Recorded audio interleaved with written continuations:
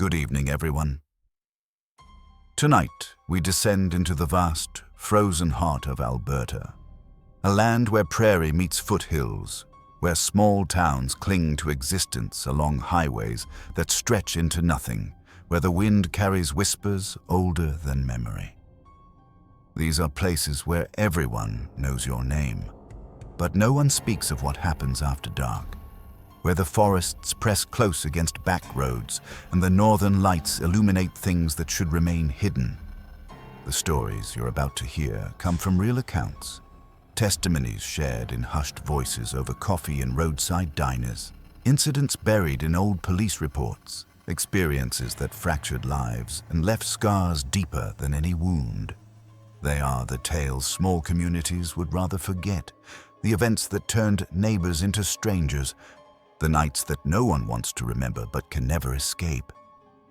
In Alberta's forgotten corners, where cell service fades and the nearest help is an hour away, fear doesn't announce itself with sirens or screams. It arrives quietly, in footprints that shouldn't exist, in sounds that have no source, in the realization that you are not alone in places that should be empty. If you're drawn to the kind of truth that lingers in the dark, make sure to subscribe. And stay with us tonight. The camera footage showed my truck parked outside the cabin at 11:47 p.m. The motion sensor captured me walking to the door, unlocking it, stepping inside. At 11:52 p.m., the camera recorded me leaving the cabin, getting in my truck and driving away. The footage was clear, unmistakable. I was looking at myself on a screen, watching events I had absolutely no memory of. The cabin door stood open behind my truck in the final frame, swaying slightly in wind I couldn't hear through the silent security recording. The timestamp glowed in the corner, March 14th, 2019. I stared at that date, my coffee going cold in my hand, trying to understand how I could be in two places at once. Because on March 14th, 2019 at 11:47 p.m., I wasn't at Cabin 7. I was 70 kilometers away in Drayton Valley, having drinks at McGinty's pub with my sister and her husband for her birthday. I had the receipts. I had witnesses. I had photographs from that night showing me at the bar, time-stamped and geotagged. But the security camera didn't lie either. My name is Marcus Webb. I'm 43 years old, and for the past 11 years, I've managed Redstone Wilderness Rentals, a collection of 12 remote cabins scattered across the foothills west of Rocky Mountain House. It's quiet work, mostly. I handle bookings, maintenance, occasional emergencies when guests get their vehicles stuck or lose their keys. I'd always thought of myself as practical, analytical, someone who fixed problems rather than creating them. Someone who understood that every strange occurrence had a rational explanation if you looked hard enough. March changed that. Cabin 7 sat the farthest from the main road, accessible only by a 6-kilometer dirt track that turned treacherous with rain or snow. It was the most isolated property we managed, surrounded by dense pine forest on 3 sides and a steep ravine on the 4th. Popular with hunters and people who genuinely wanted to disappear for a weekend. We'd installed the security camera 2 years earlier after a break-in at one of the other cabins. Nothing fancy, just a motion-activated trail camera mounted near the parking area. The guest who'd rented Cabin 7 that week was named Gerald Dutton. 67 years old, retired geologist from Calgary, polite but quiet during check-in. He'd paid for 5 days. When he didn't check out on schedule and didn't answer his phone, I drove up to investigate. The cabin was empty. Dutton's belongings were still inside, clothes in the dresser, toiletries in the bathroom, wallet on the nightstand with all his cards and cash. His vehicle, a silver Honda CR-V, sat in the parking area with the keys in the ignition. Nothing appeared disturbed. No signs of struggle or violence. Just an empty cabin with a guest who'd vanished. I called the RCMP. They filed a missing person report, searched the surrounding forest, brought in dogs. Nothing. Gerald Dutton had simply stopped existing. It was the officer reviewing the security footage who noticed me. "Marcus, you went up there the night before you reported him missing," Constable Sarah Petrakis said, turning her laptop toward me in the small office we used for guest check-ins. "Why didn't you mention that?" I stared at the screen, watched myself, my face, my posture, my truck, in perfect detail. "That's not possible," I told her. "I was in Drayton Valley that night. It was my sister's birthday." Sarah's expression shifted. Not quite disbelief, but something close to it. The kind of look that suggested she thought I was either lying or confused. I showed her the photos from my sister's birthday dinner, the timestamp matching exactly when the security footage showed me at the cabin. She studied both sets of images for a long time. "This doesn't make sense," she said finally. "No," I agreed. "It doesn't." The investigation into Dutton's disappearance eventually went cold. Without a body or evidence of foul play, there was little the RCMP could do. The security footage became an unexplained anomaly in an already strange case. Something noted in the file, but ultimately set aside because there was no rational way to reconcile it. I couldn't set it aside. I began reviewing all the security footage from Cabin 7, going back months. Most of it was exactly what you'd expect. Guests arriving and leaving, the occasional deer or coyote triggering the motion sensor. But buried in February's recordings, I found something that made my hands shake. A rental from 3 months earlier. A couple named David and Jennifer Parsons, up from Lethbridge for an anniversary weekend. The security camera showed them arriving on February 8th at 3:15 p.m.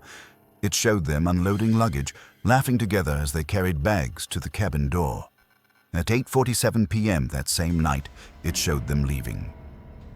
Both of them walking quickly to their car with no luggage, driving away fast enough to kick up gravel and dust. I checked the records. The Parsons had reported nothing unusual during their stay. They'd checked out normally on February 10th, 2 days later. When I called Jennifer Parsons and carefully asked about their trip, she insisted they'd stayed the entire weekend and had a wonderful time. "We never left the cabin until Sunday morning," she told me. "Why would you think otherwise?" I sent her the security footage. She called back 3 hours later, and I could hear the tears in her voice. "That's us," she whispered. "That's definitely us in the video. But Marcus, we didn't leave. We watched a movie that night. We went to bed around 10. We didn't go anywhere." "Do you remember anything strange?" I asked. "Any sounds? Anything unusual?" A long pause. When she spoke again, her voice was smaller. "There was something.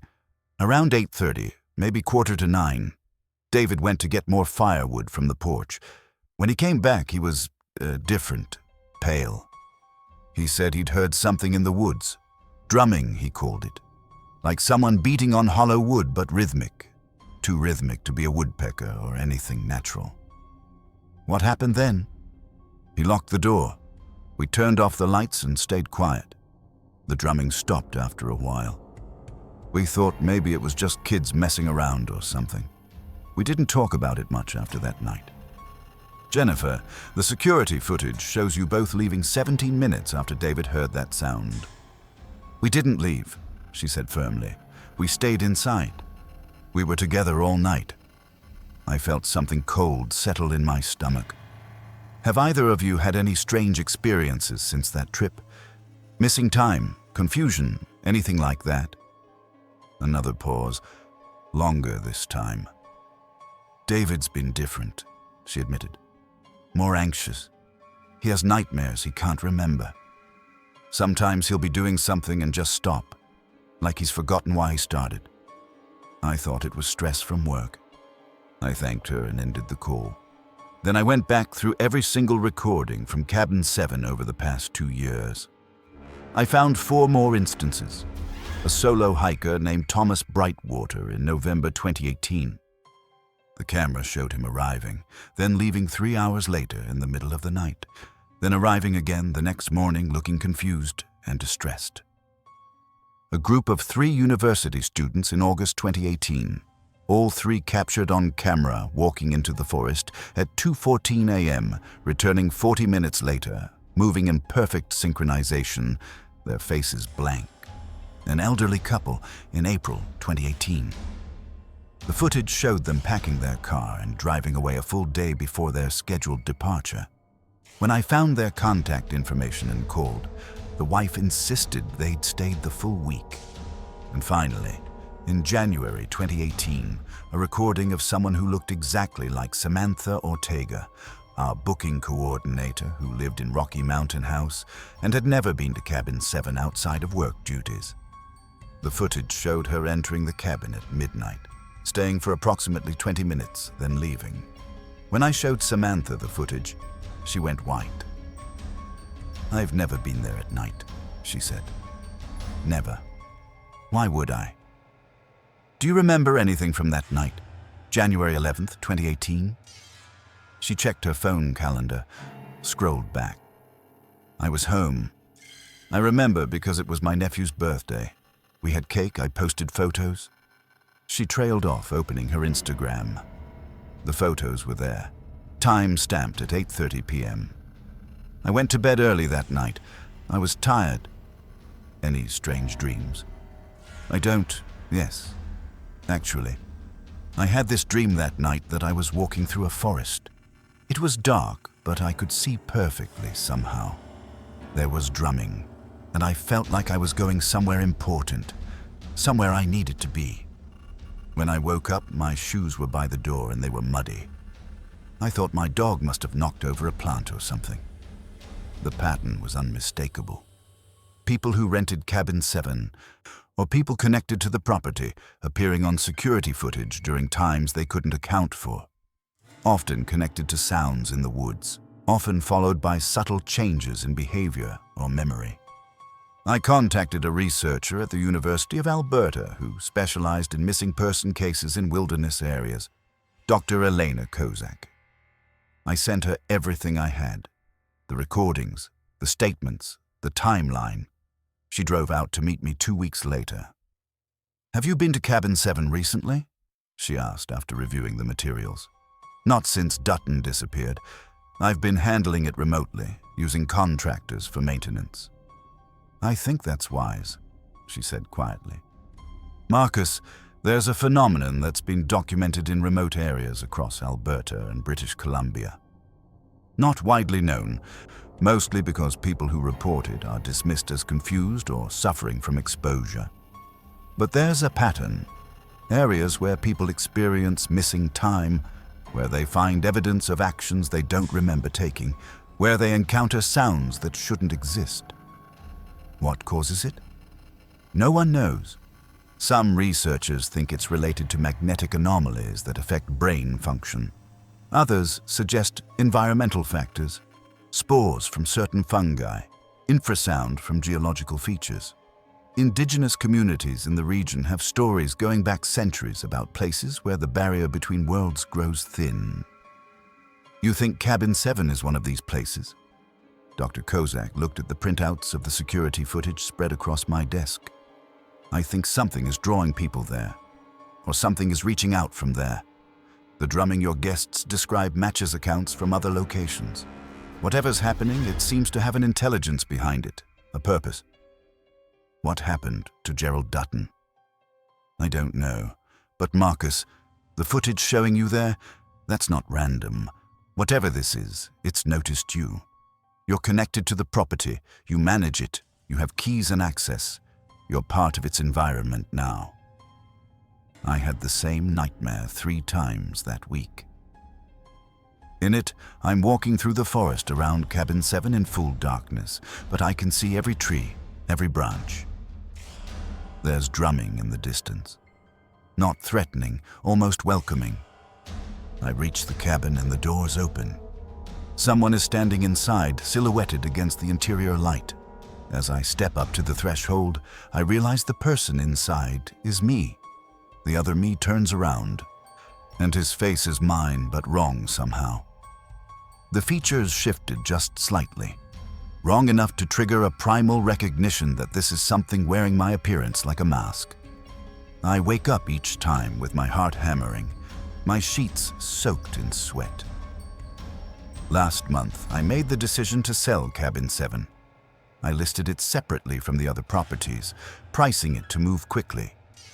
Within a week, I had 3 offers. I accepted the highest one.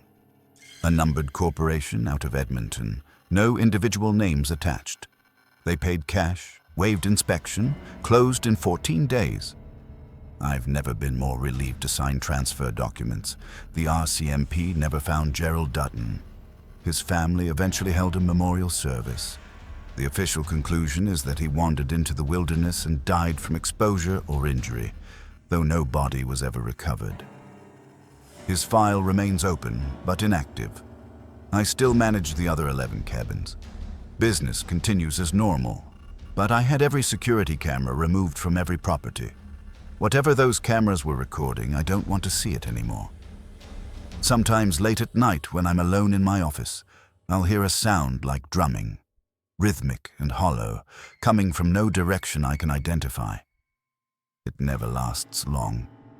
Just enough to remind me it's still out there, still aware of me. I've started sleeping with the lights on. The official story is that Cabin 7 was sold as part of a business restructuring. The missing person case involving Gerald Dutton is an unfortunate tragedy, but not uncommon in remote wilderness areas. The security footage anomalies were filed away as equipment malfunctions or timestamp errors. But I know what I saw. I know that something in those woods can reach out and move people like pieces on a board, can pull them from their lives and set them walking toward purposes we're not meant to understand. I know that I appeared at that cabin during time I can't account for, and I don't know what I did while I was there, what I might have been used for. The new owners of Cabin 7 have renovated it completely. They've renamed it. They're renting it out again, advertising its beautiful isolation and pristine wilderness access. I hope the new guests are luckier than Gerald Dutton. But late at night, when I think about that security footage, about watching myself walk into that cabin with no memory of being there, I wonder if luck has anything to do with it. I wonder if the moment you become aware of certain places, the moment you truly see them, they become aware of you in return. If you've ever found evidence that you were somewhere you know you weren't, or lost time you can't account for, or heard drumming in the woods that had no source, don't ignore it. Don't convince yourself it was nothing, because once it's noticed you, I don't think it ever really lets go. The school bus was right where Lillian Marsh said it would be. Pulled off Highway 22 onto a service road approximately 43 kilometers north of Cochrane, emergency lights still flashing in the pre-dawn darkness. What wasn't where it should be were the children. All 17 of them had simply vanished. I stood at the open door of the bus, my flashlight beam cutting through the interior, revealing row after row of empty seats. Backpacks hung from hooks. Lunch boxes sat unopened. A child's pink jacket lay crumpled in the aisle. The engine was still running. Everything suggested the children had been there seconds ago, everything except the children themselves. My name is Detective Raymond Caldwell. I'm 51 years old, and for the past 19 years, I've worked major crimes for the RCMP out of the Sundra Detachment. I've investigated homicides, missing persons, trafficking cases, crimes that require you to maintain emotional distance or they'll break you. I'd always prided myself on that distance, on my ability to see evidence clearly without letting fear or imagination cloud my judgment. But standing in that empty school bus at 5:47 a.m. on October 23, 2020, I felt something I hadn't experienced in years of police work. Genuine, bone-deep dread. Lillian Marsh, the bus driver, sat in the back of a patrol car wrapped in a blanket despite the mild temperature. She was 48, a grandmother of 3, who'd been driving school routes for the Caroline School District for 11 years without incident. Officer Daniel Portis stood beside the patrol car, young and clearly shaken. "She called it in at 5:32, Porteous told me as I approached. Completely hysterical, kept saying the children were gone. When I arrived 6 minutes later, I found her exactly as she is now. She won't speak, just stares." I opened the patrol car door and crouched down to Lillian's eye level. Her eyes were unfocused, her hands clutching the blankets so tightly her knuckles had gone white. "Lillian," I said gently, "I'm Detective Caldwell. I need you to tell me what happened to the children." She didn't respond for nearly 30 seconds. Then her eyes slowly focused on my face. "They followed it," she whispered. "They all followed it into the trees." "Followed what?" "The singing." The morning of October 23rd had begun as routine for Lillian Marsh. She'd started her route at 5:15 a.m., picking up high school students from the rural properties and farms scattered along Highway 22 for the early morning drive to Caroline High School. 17 students in total, ranging from 14 to 18 years old. The normal route had been altered due to highway construction, forcing her to take a detour along an older service road that paralleled the highway through a dense section of forest. Lillian had driven the detour twice before, without incident. At approximately 5:40 a.m., while driving through the forest section, several students began commenting on a sound. Lillian initially heard nothing, but the teenagers insisted there was singing coming from the trees. "Beautiful singing," they said. "Like a choir, but not quite." The words weren't English. "I told them it was probably someone's radio," Lillian explained, her voice hollow. "Told them to settle down, but they wouldn't stop talking about it. And then I heard it too." She closed her eyes, tears streaming down her face. "It was the most beautiful sound I've ever heard. Like every good memory I've ever had turned into music. It made me want to stop the bus. It made me want to walk into the trees and find where it was coming from." "But you didn't stop?" "Not at first. I kept driving. But the singing got louder, and the children started standing up. They were moving toward the windows, pressing their faces against the glass. Some of them were crying. Not sad crying because they wanted something so badly it hurt. A girl named Sarah Chen was trying to open the emergency window. Lillian had pulled over, thinking she needed to regain control of the bus before someone got hurt. The moment she stopped, the children rushed toward the door. "I tried to block them," Lillian sobbed.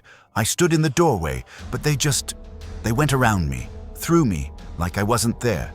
17 children climbed off the bus and walked into the trees, walked toward the singing, and I couldn't move. I couldn't make myself follow them. I just watched them disappear.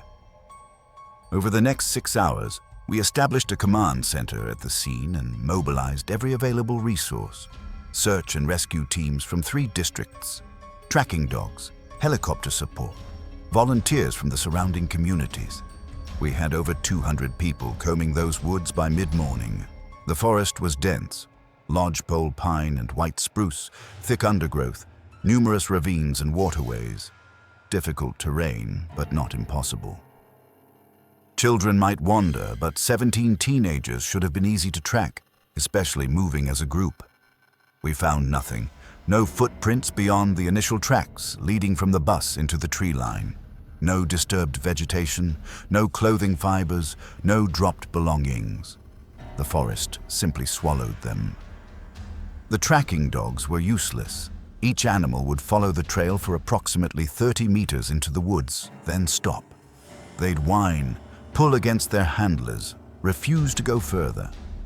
One dog named Rex, a veteran tracking German shepherd who'd found missing persons across Alberta, sat down at what appeared to be an arbitrary point in the forest and wouldn't budge. His handler, a man named Thomas Yellowknee, who'd worked with Rex for 8 years, looked genuinely frightened. "He's never done this," Thomas told me. "He's scared. Something scared him enough that he won't work." By noon, we had the names and families of all 17 missing students. They were good kids, Honor students, athletes, musicians, kids with college plans and part-time jobs. Emily Northwood, 17, captain of the volleyball team, accepted to nursing school at the University of Calgary. Jackson Foster, 16, who just won a regional science fair with a project on renewable energy. Maisie Brooks, 14, the youngest, who played violin in the school orchestra and volunteered at the animal shelter every weekend. The families arrived throughout the morning and afternoon. I've delivered death notifications. I've told parents their children have been in accidents. This was worse, because I couldn't tell them anything except that we didn't know. Their children had walked into the forest and vanished as completely as if they'd never existed. The media descended by evening. 17 teenagers missing in rural Alberta became national news. Theories spread wildly. Mass kidnapping, human trafficking, a bus driver having a psychotic break and harming the children. Lillian Marsh was placed under psychiatric observation, though she was never seriously considered a suspect. The timeline didn't support it, and nothing in her background suggested violence or deception. On the second day of searching, we brought in acoustic specialists to test whether there was anything unusual about the forest sounds in that area.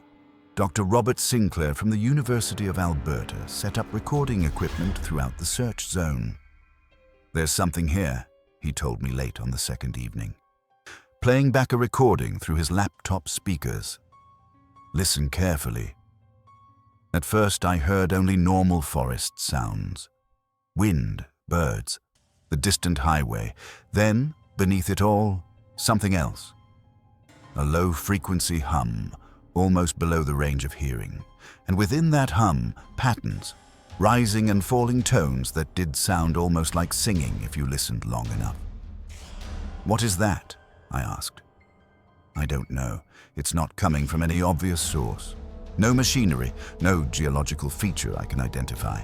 But it's there, consistent, and it seems to emanate from a specific point approximately where your bus driver says she stopped.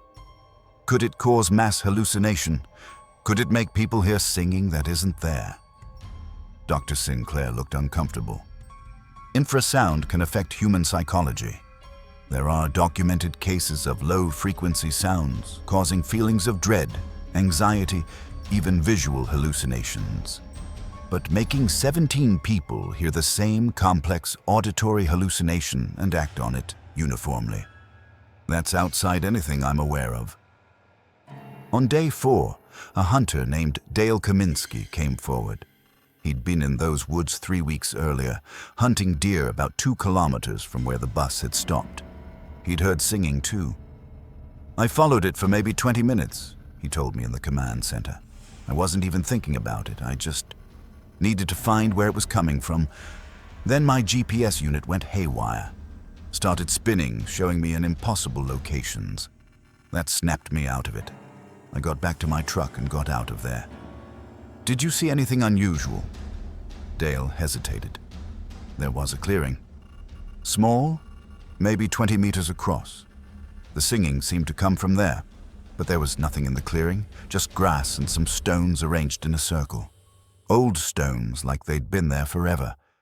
I got maybe 50 meters away from it and my GPS died. That's when I turned around." We found the clearing on day 5.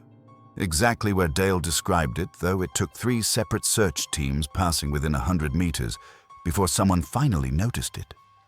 The trees around it seemed to lean away, creating a gap in the canopy that let in a shaft of sunlight.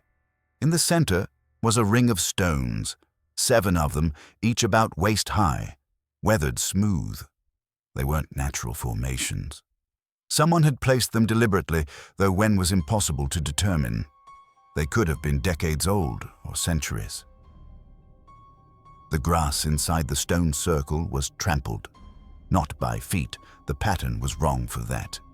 It looked more like 17 human-shaped impressions had been pressed into the ground simultaneously, as if the people had lain down or fallen all at once. We collected samples. We documented everything.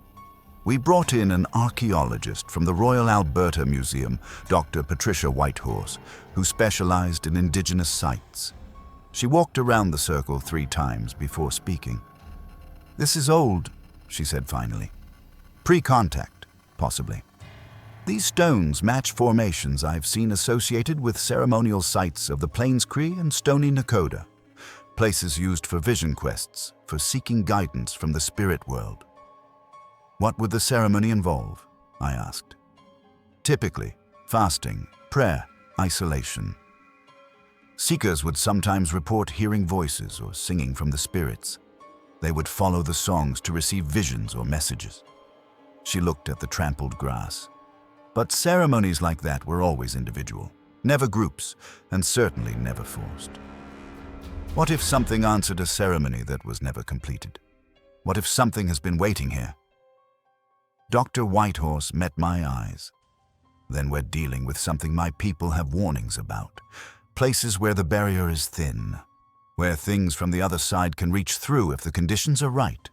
Most of those places were marked, avoided, respected. The official search was scaled back after 2 weeks. We'd covered hundreds of square kilometers. We'd interviewed everyone with any connection to the area. We'd found nothing except that clearing and those stones and the strange audio recording that nobody could explain. The families never stopped looking. Emily Northwood's parents still drive that highway every week. Jackson Foster's father installed trail cameras throughout the forest, checking them religiously. Maisie Brooks's mother started a foundation dedicated to missing persons in wilderness areas. 3 months after the disappearance, Lillian Marsh died in her sleep. "Natural causes," the coroner said. Her heart simply stopped. She was 48 years old, with no history of cardiac issues. Her daughter told me that Lillian had been having nightmares every night since October 23rd. She'd wake up screaming about singing, about children walking into darkness, about voices calling her to follow. On the anniversary of the disappearance, I returned to the clearing alone. It was dawn, the same time the children had vanished. I stood in the center of the stone circle and I listened. For a moment, just a fraction of a second, I heard it. That singing, beautiful and terrible and utterly inhuman. Every part of me wanted to follow it, wanted to walk deeper into the trees and find its source. The compulsion was so strong I actually took 3 steps before I caught myself. I ran back to my vehicle and didn't stop until I was on the highway. The official conclusion is that 17 teenagers somehow became disoriented in the forest and died from exposure, and that their remains haven't yet been discovered. It's the only explanation that fits the bureaucratic requirements for closing a case that has no other solution. But I've read the reports from other areas.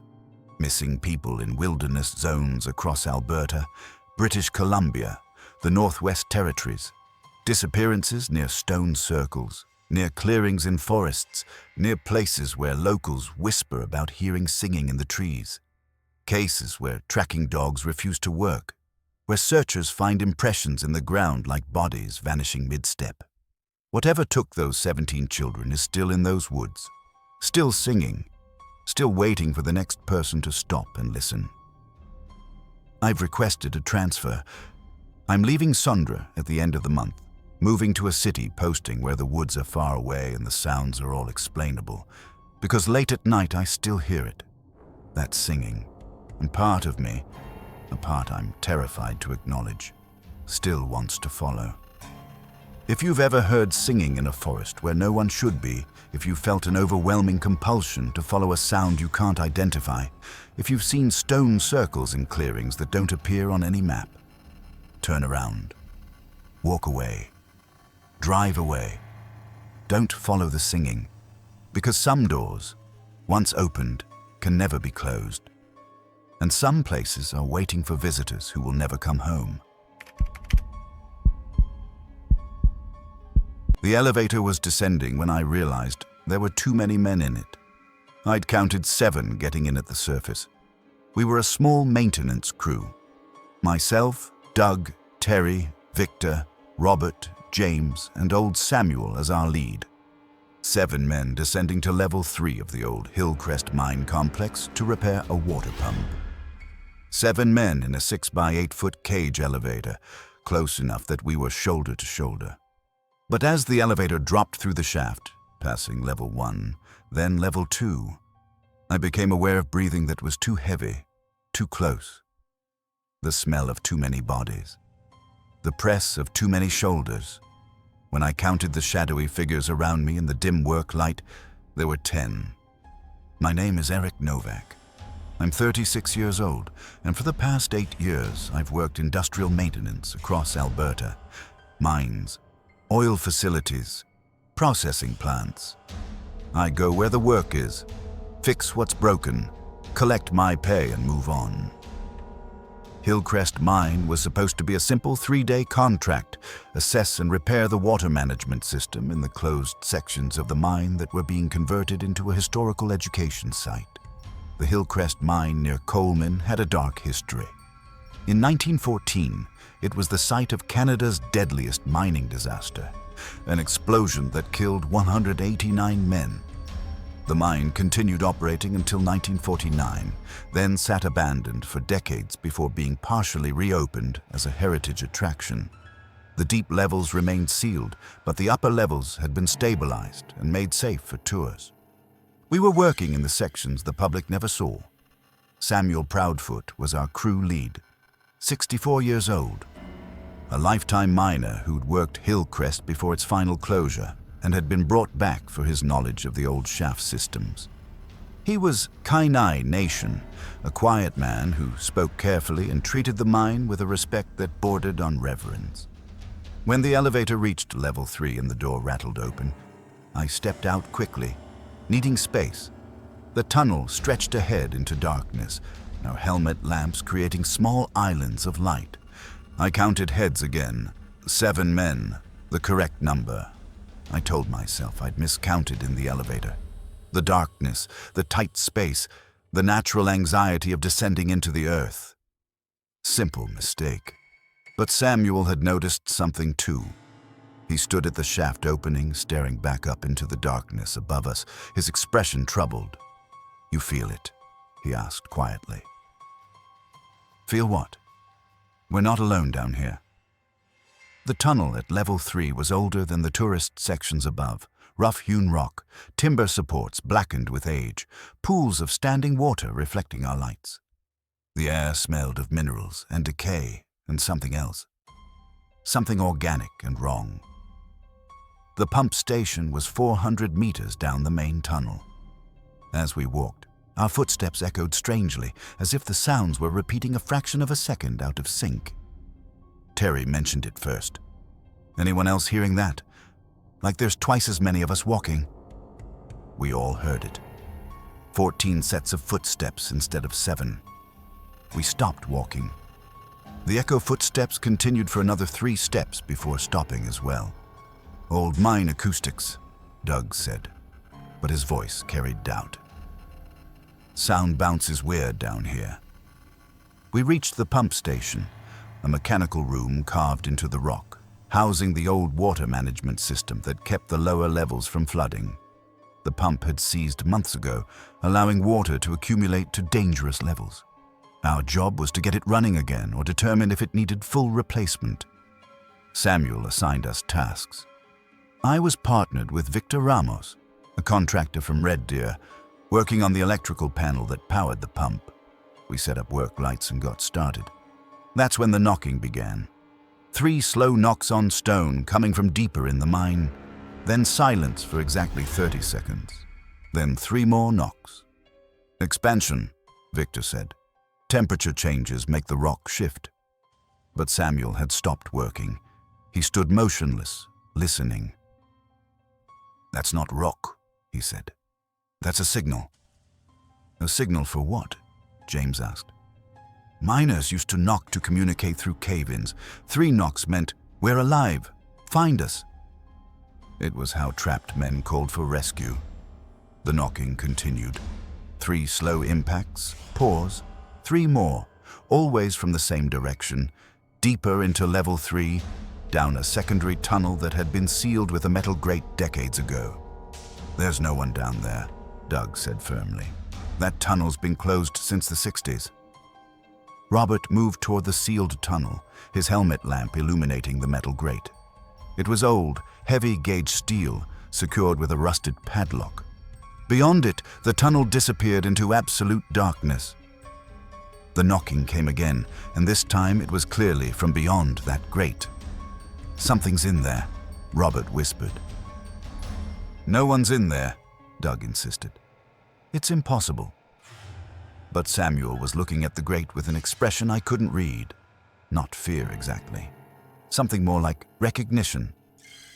"We should leave," Samuel said quietly. "We should go back up right now." "We haven't finished the assessment," James protested. "The assessment can wait. This place doesn't want us here today." Before we could debate further, the work lights failed. All of them simultaneously, leaving us with only our helmet lamps. And in the sudden darkness, we heard something else. Singing. It came from the sealed tunnel. Multiple voices, men's voices, singing in a language I didn't recognize. The melody was slow and mournful, the kind of song you'd sing at a funeral. It echoed through the pump station, seeming to come from the walls themselves. "What the hell is that?"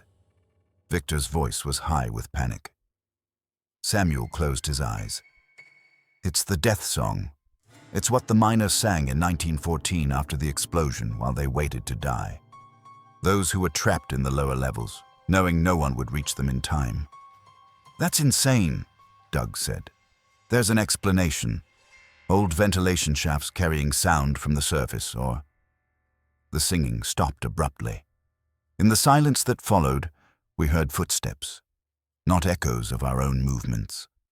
New footsteps coming from the sealed tunnel. Multiple people walking toward us through a passage that was supposed to be empty and locked. The footsteps reached the grate, stopped there. We could see nothing beyond our helmet lights, but we all felt it. Presences on the other side of that metal barrier. Close enough to touch if the grate wasn't there. Watching us. "We need to leave," Samuel said again. "Right now." This time, no one argued. We gathered our tools quickly, not bothering with proper shutdown procedures. As we moved back toward the main tunnel, Terry was last in line. He screamed suddenly, and we all turned. Something had grabbed him. He was being pulled backward by his ankle, dragged toward the sealed tunnel. We could see his leg disappearing into the darkness beyond our light, but we couldn't see what held him. Doug and James grabbed Terry's arms, pulling against whatever had him. For a moment, it was a horrible tug of war, with Terry screaming in the middle. Then whatever held him released suddenly, sending all three men sprawling forward. Terry's ankle was bruised, the shape of a handprint visible on his skin. But it was wrong. The proportions were off, the fingers too long, the thumb at the wrong angle. We ran, all 7 of us, running through the main tunnel back toward the elevator shaft, our helmet lamps bouncing wildly, creating chaos shadows on the walls. Behind us, the singing resumed. Dozens of voices now, maybe hundreds, echoing through the tunnels, and beneath the singing, the sound of footsteps, an army of footsteps following us. When we reached the elevator, Samuel hit the call button repeatedly.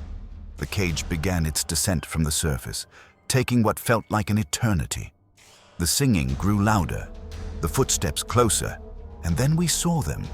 Figures emerging from the darkness of the tunnel, men in old mining clothes, cloth caps, suspenders, faces black with coal dust. Their eyes were empty holes, their mouths open in song. They walked toward us in perfect synchronization, dozens of them filling the tunnel. The elevator arrived. We threw ourselves into it, Samuel slamming the gate closed just as the first figure reached us. Dead fingers grabbed the metal grating, trying to pull it open. The elevator began to rise, and for a horrible moment those fingers held on, the figure being dragged upward with us. Then the fingers released, and the figure fell backward into darkness. We rode the elevator in silence. When we emerged at the surface into bright afternoon sunlight, It felt like waking from a nightmare. The safety supervisor who met us took one look at our faces and called for medical assessment. Terry's ankle required treatment. The bruising developed into something worse. The handprint remained visible for weeks, darkening to black, the skin never quite healing properly. He developed a chronic limp. We reported what happened.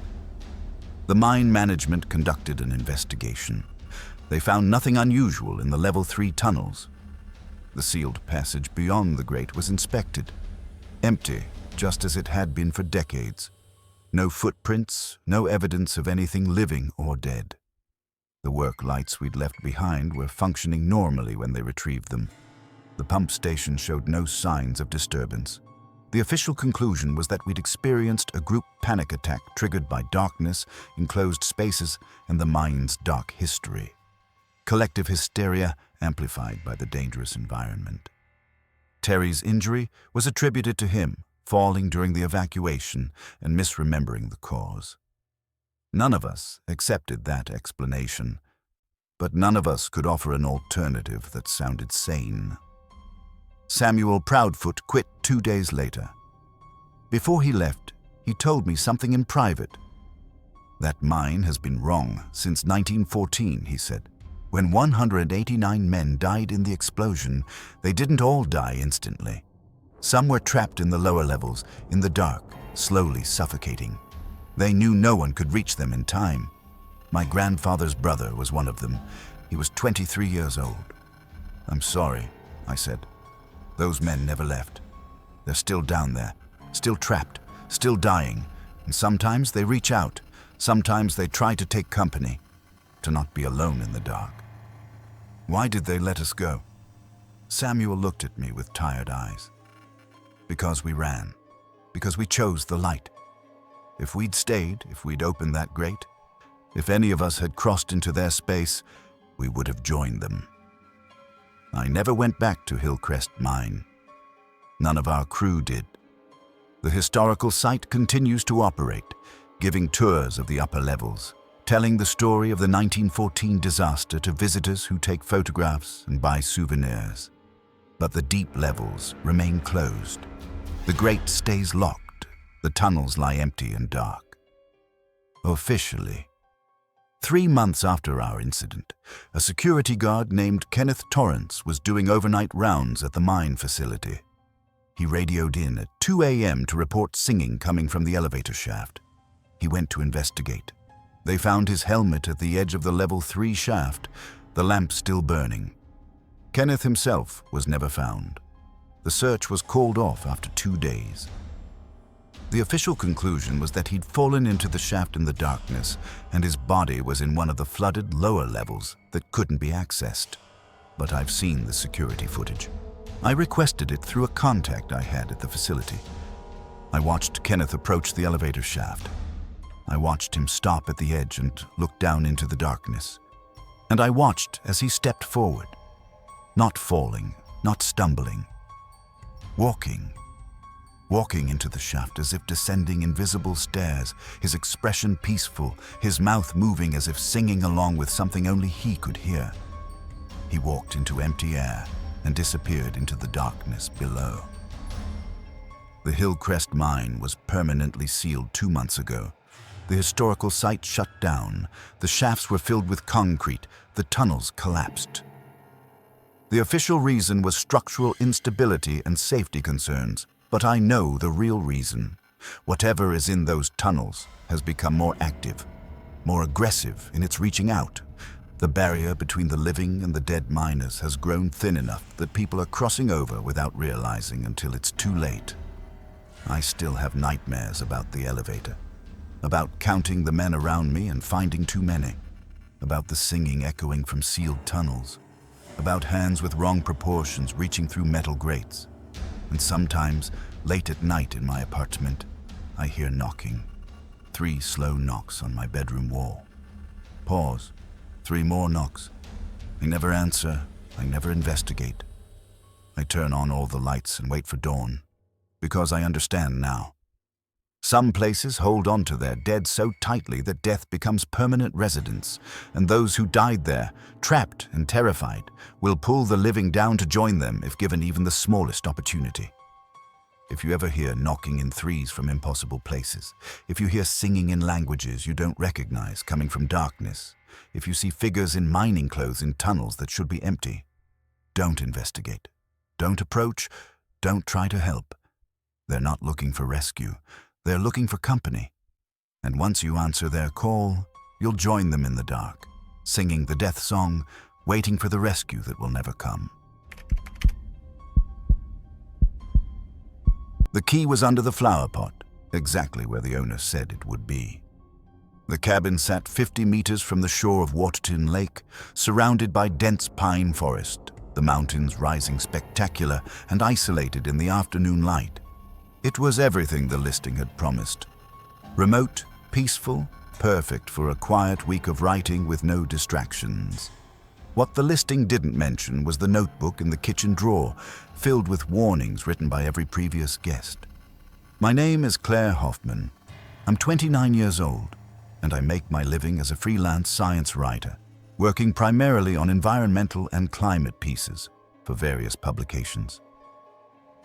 The Waterton Lake cabin was supposed to give me uninterrupted time to finish a long-form article on glacial recession in the Canadian Rockies. A week alone with my laptop, my research notes, and the kind of absolute silence that's impossible to find in the city. The cabin was small but well-maintained. Single bedroom, compact kitchen, living area with a wood stove, large windows overlooking the lake. The kind of place featured in cabin life Instagram posts. I unpacked my groceries, set up my laptop on the dining table, and started a fire against the October chill. I found the notebook while looking for a corkscrew. It was at the back of the kitchen drawer, beneath the usual clutter of batteries and twist ties and orphaned keys. A standard spiral notebook, the cover worn and water-stained. Someone had written, "Read this," across the front in black marker. I assumed it was a guest book, comments from previous renters about the cabin amenities or local hiking trails. I poured a glass of wine and opened it while my pasta water heated. The first entry was dated July 15th, 2018, written in careful handwriting. To whoever comes after me, there's something wrong with the lake at night. Don't look out the windows after dark. I didn't believe the previous entries. I should have. I'm leaving a day early. Michael R. The second entry, August 3rd, 2018. Michael was right. Keep the curtains closed after sunset. I saw someone standing in the water. They were there for 3 hours, not moving. Just standing waist deep, facing the cabin. When I shined a flashlight, they went under. Didn't come back up, didn't leave ripples. Jenna. I flipped through the notebook.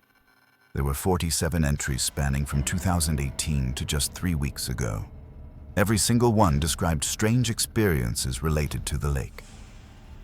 Figures in the water at night, knocking on the windows, voices calling from the shore, guests waking to find wet footprints leading from the lake to the cabin doors or windows.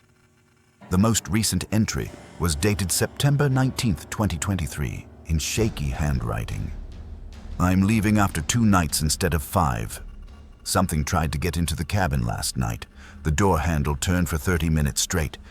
When I looked through the peephole, I saw someone standing there, dripping water. They were smiling. I could hear the water hitting the porch. I didn't open the door. At dawn, there were scratch marks on the wood. Deep ones. Whatever's in that lake isn't human anymore.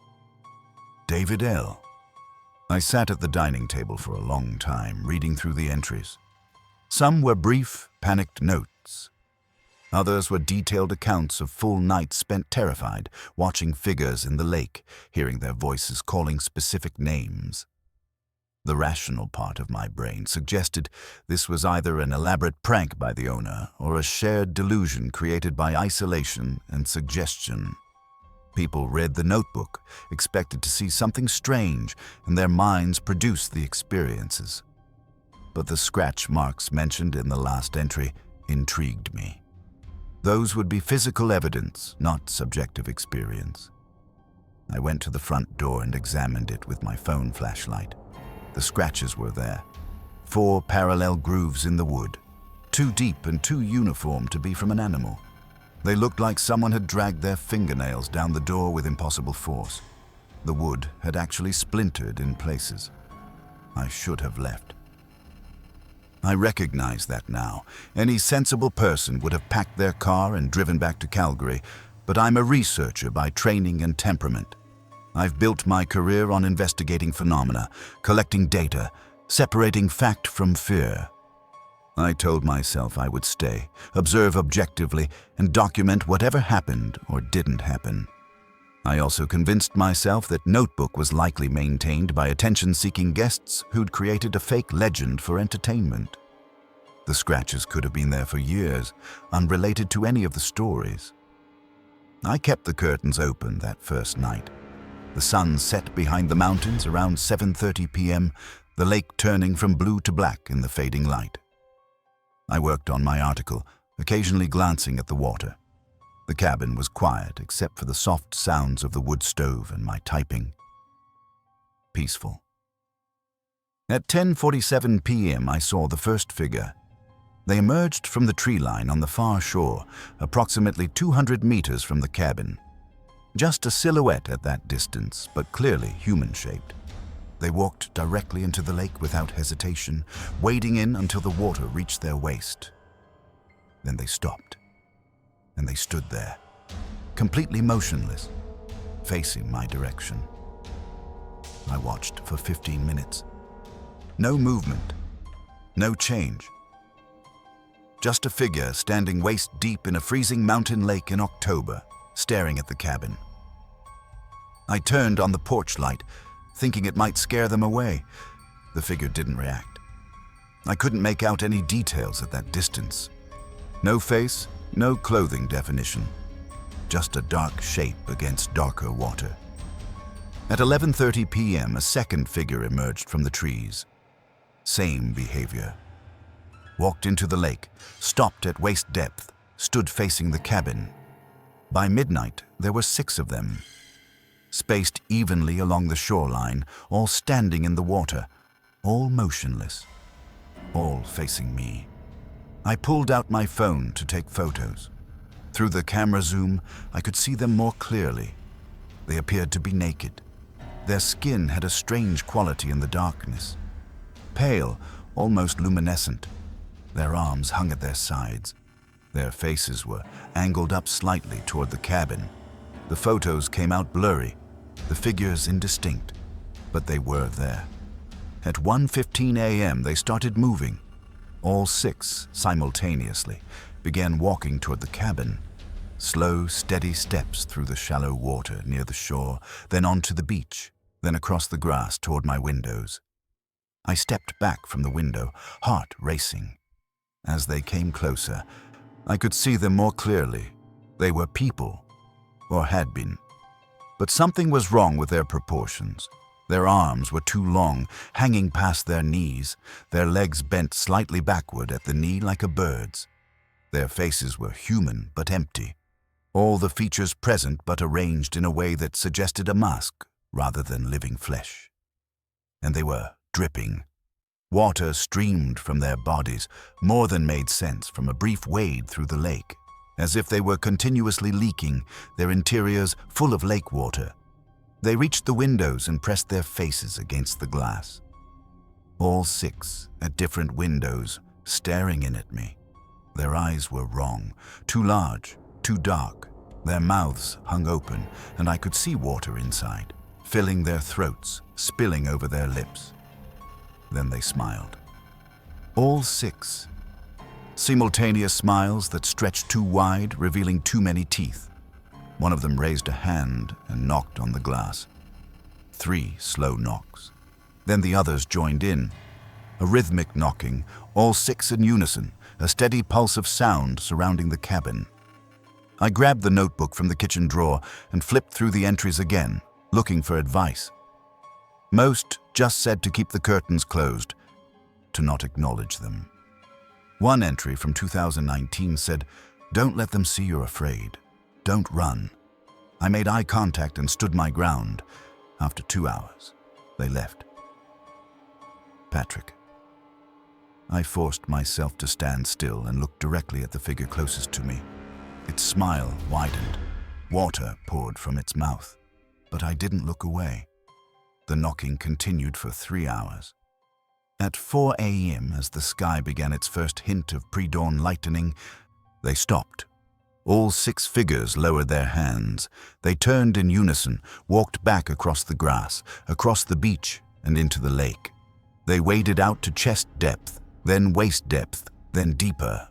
The water closed over their heads, and they were gone. I checked the windows at dawn. There were handprints on every window they'd touched, water-stained prints with too many fingers. I should have left then, but the researcher in me was fascinated. I spent the day documenting everything. I measured the handprints, 6 to 8 fingerprints per hand instead of 5. I collected water samples from the puddles they'd left on the porch. I took detailed photographs of everything. I called the cabin owner, a man named Raymond Chen, who lived in Lethbridge. I asked him about the notebook, about previous guests reporting strange experiences. "Oh, that," Raymond said, sounding embarrassed. "Some guests got spooked by local wildlife and started that notebook as a joke. We've meant to throw it away. Sorry if it worried you." "Raymond, there are handprints on the windows with 6 fingers." A long pause. "Look, some guests have active imaginations. The lake can seem eerie at night. If you're uncomfortable, I can refund." "I'm not uncomfortable. I'm curious. Has anyone else reported these specific phenomena?" "Ms. Hoffman, I'm not going to discuss other guests' experiences. If you want to leave early, I'll provide a full refund." He was lying. I could hear it in his voice. He knew something about what happened at this cabin, and he'd been renting it anyway. I stayed the second night. This time I set up my camera on a tripod, pointing at the lake, recording from dusk until dawn. I also left a voice recorder running, placed on the windowsill. The figures appeared again. 7 this time. Same behavior. Emerging from the tree line, walking into the lake, standing motionless for hours, then approaching the cabin. They knocked again, all night, rhythmic and patient. But this time, they also called to me. "Claire," they said, their voices wet and hollow. "Claire, come to the water." My name. They knew my name. "Claire, we're waiting for you. We've been waiting." The voices were wrong, like water gurgling up from a blocked pipe. But beneath the wrongness, I recognized patterns. One voice sounded like my mother, another like my college roommate, a third like a man I'd dated briefly 3 years ago. "We know you, Claire. We remember. Come to the water and remember with us." I checked my laptop. I hadn't put my name anywhere visible. The cabin rental was under my email address, my credit card, but my actual first name wasn't on any confirmation documents inside the cabin. How did they know? At 3 a.m., one of them started scratching at the door. Long, slow scrapes, the sound of fingernails on wood. I grabbed a flashlight and looked through the peephole. A face filled the entire view. Too close, too large. Eyes like black pools. A smile that split the face almost ear to ear. Water running from its mouth, its nose, its eyes. "Let me in, Claire," it whispered, its voice carrying clearly through the door. "Let me in and I'll show you what we've learned, what we know. The water teaches us. The water shows us. Join us in the water." I stepped away from the door. My phone had no signal. It never did at the cabin. No landline, no way to call for help. The nearest neighbor was kilometers away. The scratching continued until dawn. When the sun rose, I reviewed the camera footage. It showed the figures clearly. 7 people, or things shaped like people, emerging from the lake, standing, approaching, knocking. The audio recording captured the voices calling my name, the scratching on the door. Evidence, undeniable documentation. I also discovered something in the final hour of footage, just before dawn. One of the figures had stopped at the window where my laptop sat open on the dining table. The screen was still illuminated, showing my article draft. The figure had stood there, reading the screen. I could see its head moving slowly, scanning the text. It had learned my name from my laptop, from the byline on my draft article. I packed immediately after sunrise. I took the notebook, the recordings, the photographs. I drove straight through to Calgary, 7 hours, not stopping except for gas. I sent my documentation to 3 colleagues, environmental researchers I trusted. I asked them to analyze the water samples, review the footage, provide their professional assessment. All 3 told me the same thing. The footage showed clear images of figures in the water and approaching the cabin. The audio was genuine. The water samples contained unusually high levels of dissolved minerals, but were otherwise normal lake water. The handprints were real, but unexplainable. None of them could offer a natural explanation that fit all the data. I filed a report with the RCMP detachment in Waterton. The officer who took my statement, a young constable named Hannah Birch, listened politely and wrote everything down. But I could see the skepticism in her eyes. "We've had reports from that property before," she admitted. "Nothing we've been able to substantiate. The owner keeps renting it despite complaints.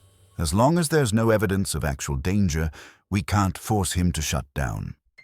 "There are 7 things that look like people living in that lake," I said. "Things that know guests' names and try to lure them into the water." "Ms. Hoffman, Waterton Lake is over 140 meters deep in places. There are dozens of indigenous legends about spirits in the water, but there's no evidence of anything dangerous. People have been swimming in that lake for generations without incident." "Have any guests at that cabin gone missing?" Constable Birch didn't answer immediately.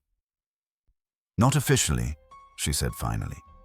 "There was a guest 2 years ago who checked in but never checked out. Raymond Chen reported him to us after a week. We searched but found no trace. The guest's car was still parked at the cabin, all his belongings inside. We eventually concluded he'd hiked into the mountains and had an accident. Or he went into the lake. There's no evidence of that." I published an article about my experience, not in a mainstream science publication. No editor would touch it, but in a long-form online magazine that specialized in unexplained phenomena. I included the footage, the audio, the photographs. I described everything in detail. The article went viral in certain communities. I received hundreds of messages from people who'd had similar experiences. Not at Waterton specifically, but at deep lakes throughout Alberta and British Columbia. Stories of figures in the water, voices calling from shore, people who'd gone swimming and came back wrong. Changed. Empty. 3 months after my stay at the cabin, Raymond Chen contacted me. He asked me to take down the article. He said it was destroying his business, that the cabin sat empty now because no one would rent it. "You should shut it down," I told him. "You should stop putting people in danger." "There's no danger," he insisted. "People have been staying there for years. You're the first to make such a fuss." "What about the notebook? What about the 47 other entries describing the same phenomena?" He hung up on me. "The cabin is still listed on vacation rental sites. The reviews are mixed. Some people report normal, quiet stays. Others leave cryptic comments. Beautiful location, but disturbing nights. Would not return. Something's wrong with the lake. I've tried to warn people directly when I see someone mention planning to stay there. Most think I'm exaggerating or mentally unstable. A few believe me and cancel their bookings. But people keep going. The price is good. The location is spectacular. And most people don't believe in things that shouldn't exist.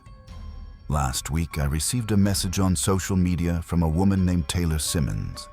She'd stayed at the cabin 2 weeks earlier. She wanted to know if I'd experienced anything during the day, or if it was only at night. I told her it was only at night. She replied, "That's not true anymore.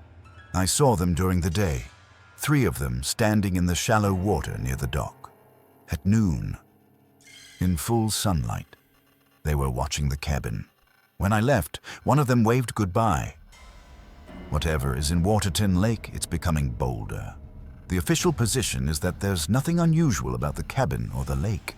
Local wildlife, optical illusions, overactive imaginations fueled by isolation. The notebook is a prank. The handprints are condensation patterns. The voices are auditory pareidolia. The mind finding meaningful patterns in meaningless sounds. But I know what I saw. What I documented. What called my name from the darkness. There are things living in some of Alberta's deep lakes. Things that were people once, maybe, or things that learned to look like people. They wait in the cold water, patient and hungry, calling to anyone who comes close enough to hear. And once they know your name, they never forget. If you ever rent a remote cabin and find a notebook full of warnings, believe them. If you see figures in the water standing motionless for hours, leave. If something calls your name from a lake at night, don't answer.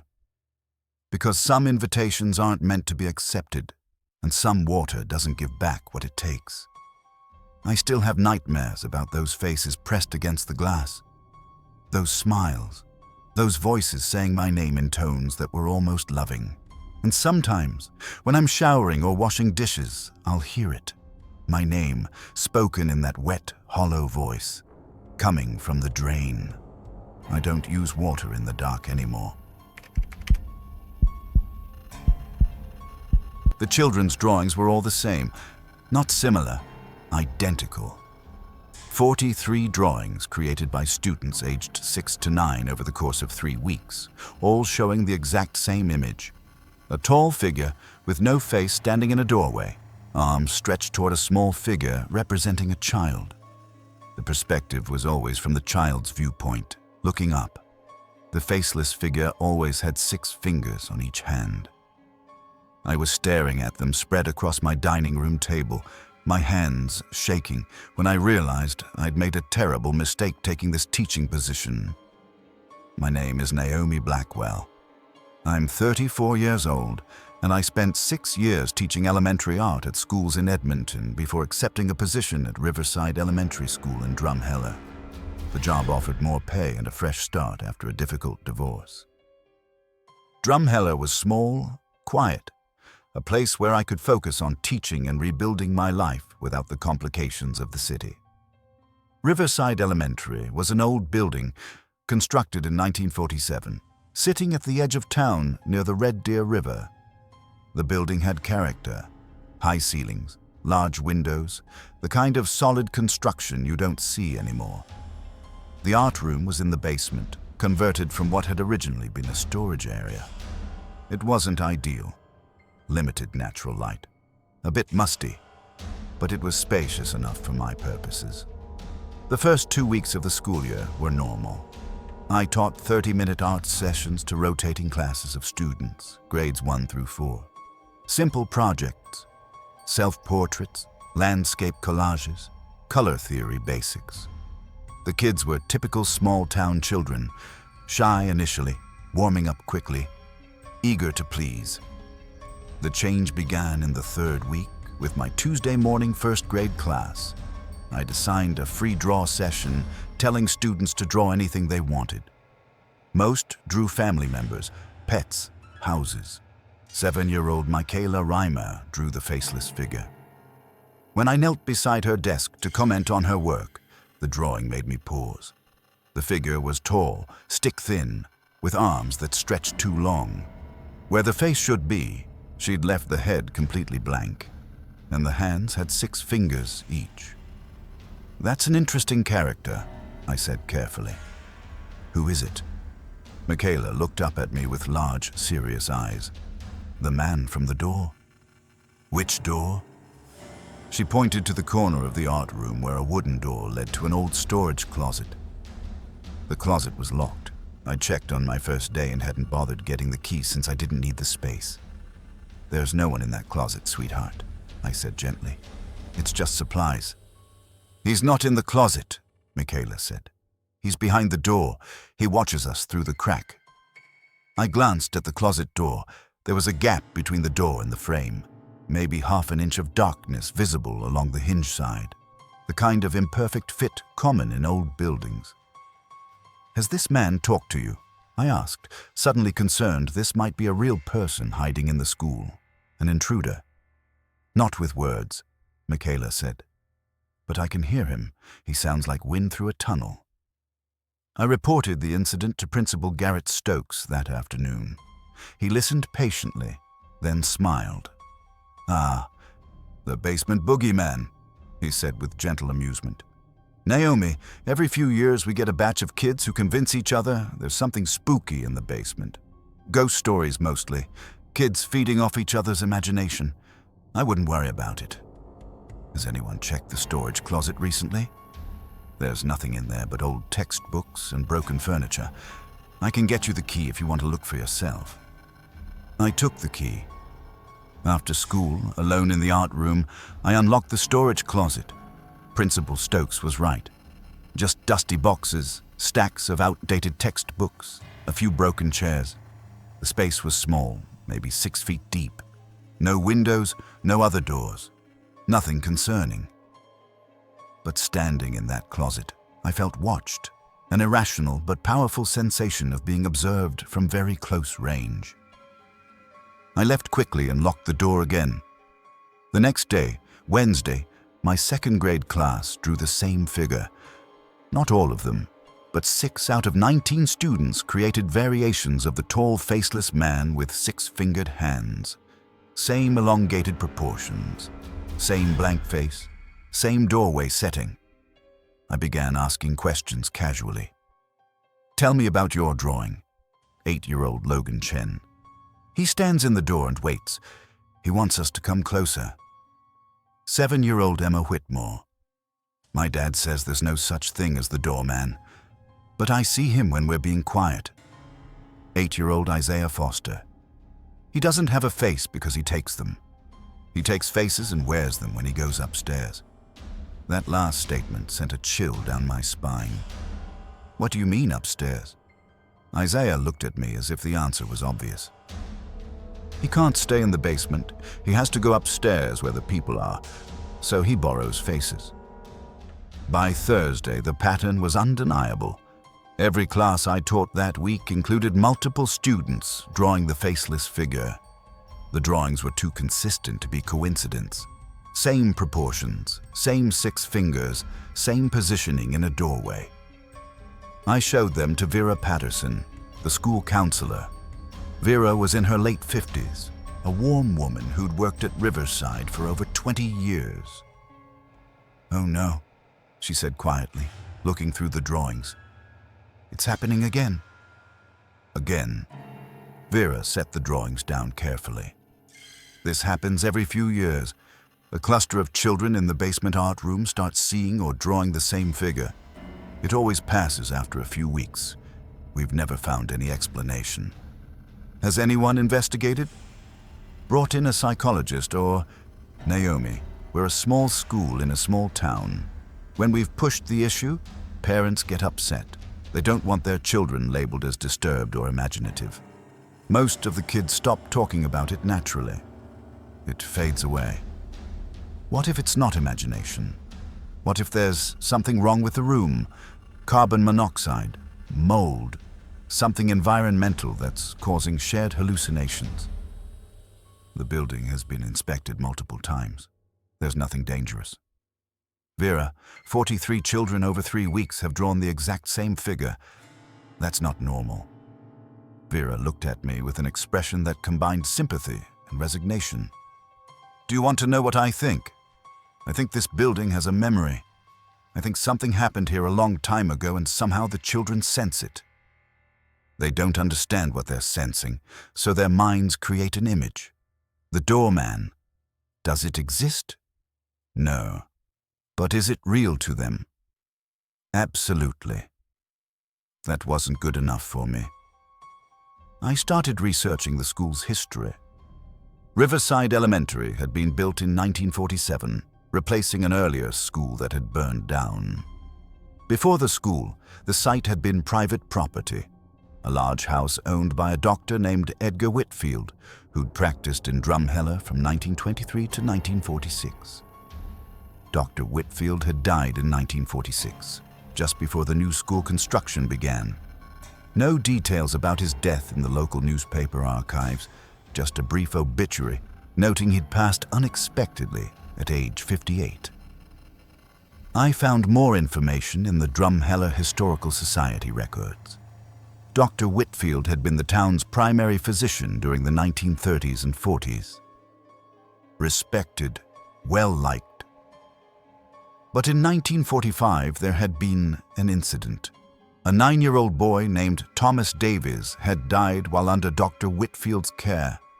The official cause was pneumonia, but there had been whispers, documented in letters and diary entries preserved by the Historical Society, that the boy's death was suspicious, that Dr. Whitfield had been conducting treatments that weren't medically sound, that Thomas had been heard screaming from the basement of the doctor's house, where he kept a private examination room. No formal investigation had occurred. Dr. Whitfield died 8 months later. The house was demolished, the lot sold to the school district. The current art room, I realized, was approximately where Dr. Whitfield's basement examination room would have been. I wanted to stop there. I wanted to tell myself it was just history, old tragedy, nothing that affected the present. But the drawings kept coming, and the children were becoming more distressed. In my Friday afternoon 3rd grade class, a girl named Sophie Durand began crying during free draw time. When I asked what was wrong, she pointed at the storage closet. "He's angry today," she whispered. "He's pushing against the door." I looked. The door was closed, locked. But as I watched, I saw it shudder slightly. Just a tiny movement, as if pressure was being applied from the inside. "It's just the building settling," I said, not believing my own words. "Old buildings shift."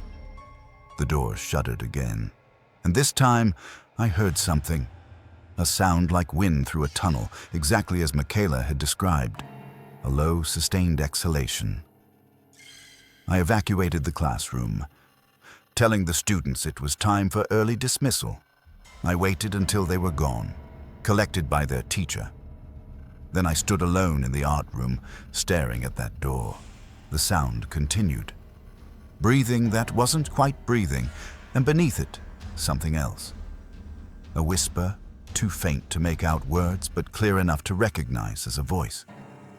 I should have left. Instead, I unlocked the storage closet and opened it wide. The space was exactly as it had been before. Boxes, books, broken furniture. But the air inside was wrong, too cold, too still. And along the back wall I saw something I'd missed during my first inspection. Scratches in the plaster. Dozens of them, clustered low on the wall, about 3 feet up from the floor, the height where a child's hands might reach. The scratches formed words, carved over and over in different sizes and styles. "Help me let me out. He's keeping me. Thomas."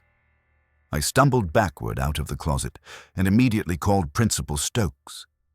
He came down to the art room, looked at the scratches, and his face went pale. "I never knew those were there," he said quietly. "The closet is always locked. I haven't been inside it in years." "Who's Thomas?" "I don't know." But I knew. Thomas Davies, the 9-year-old who died in 1945 in Dr. Whitfield's basement examination room, in the exact location where this closet now stood. We called the police. They documented the scratches, but couldn't determine when they'd been made.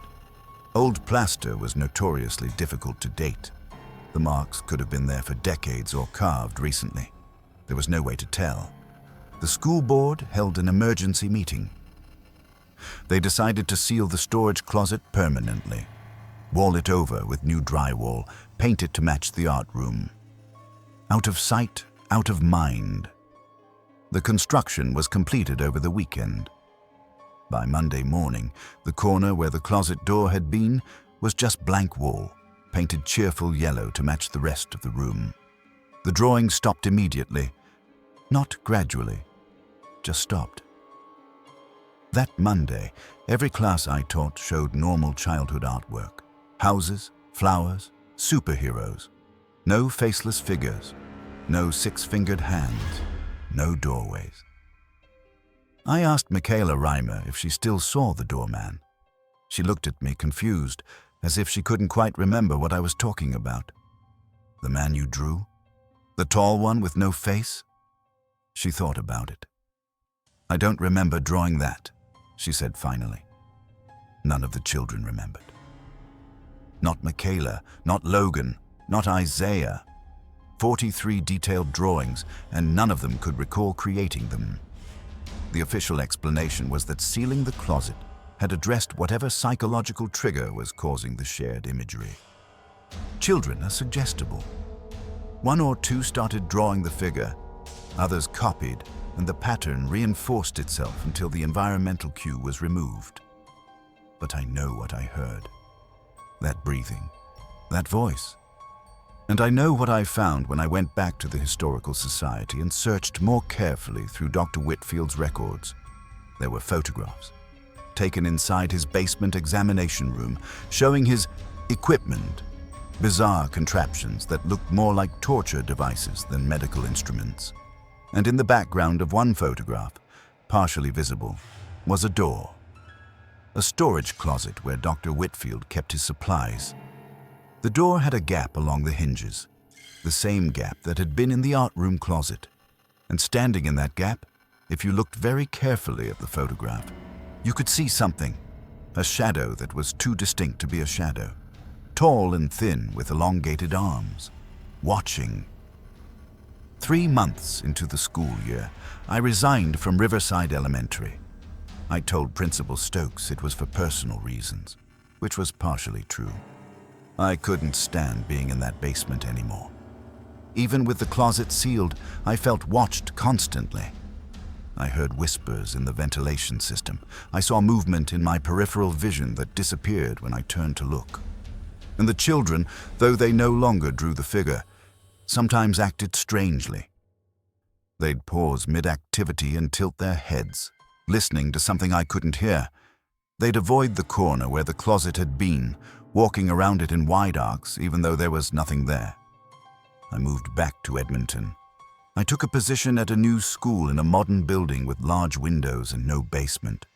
But sometimes, late at night, I still hear it. That sound like wind through a tunnel, breathing that isn't quite breathing.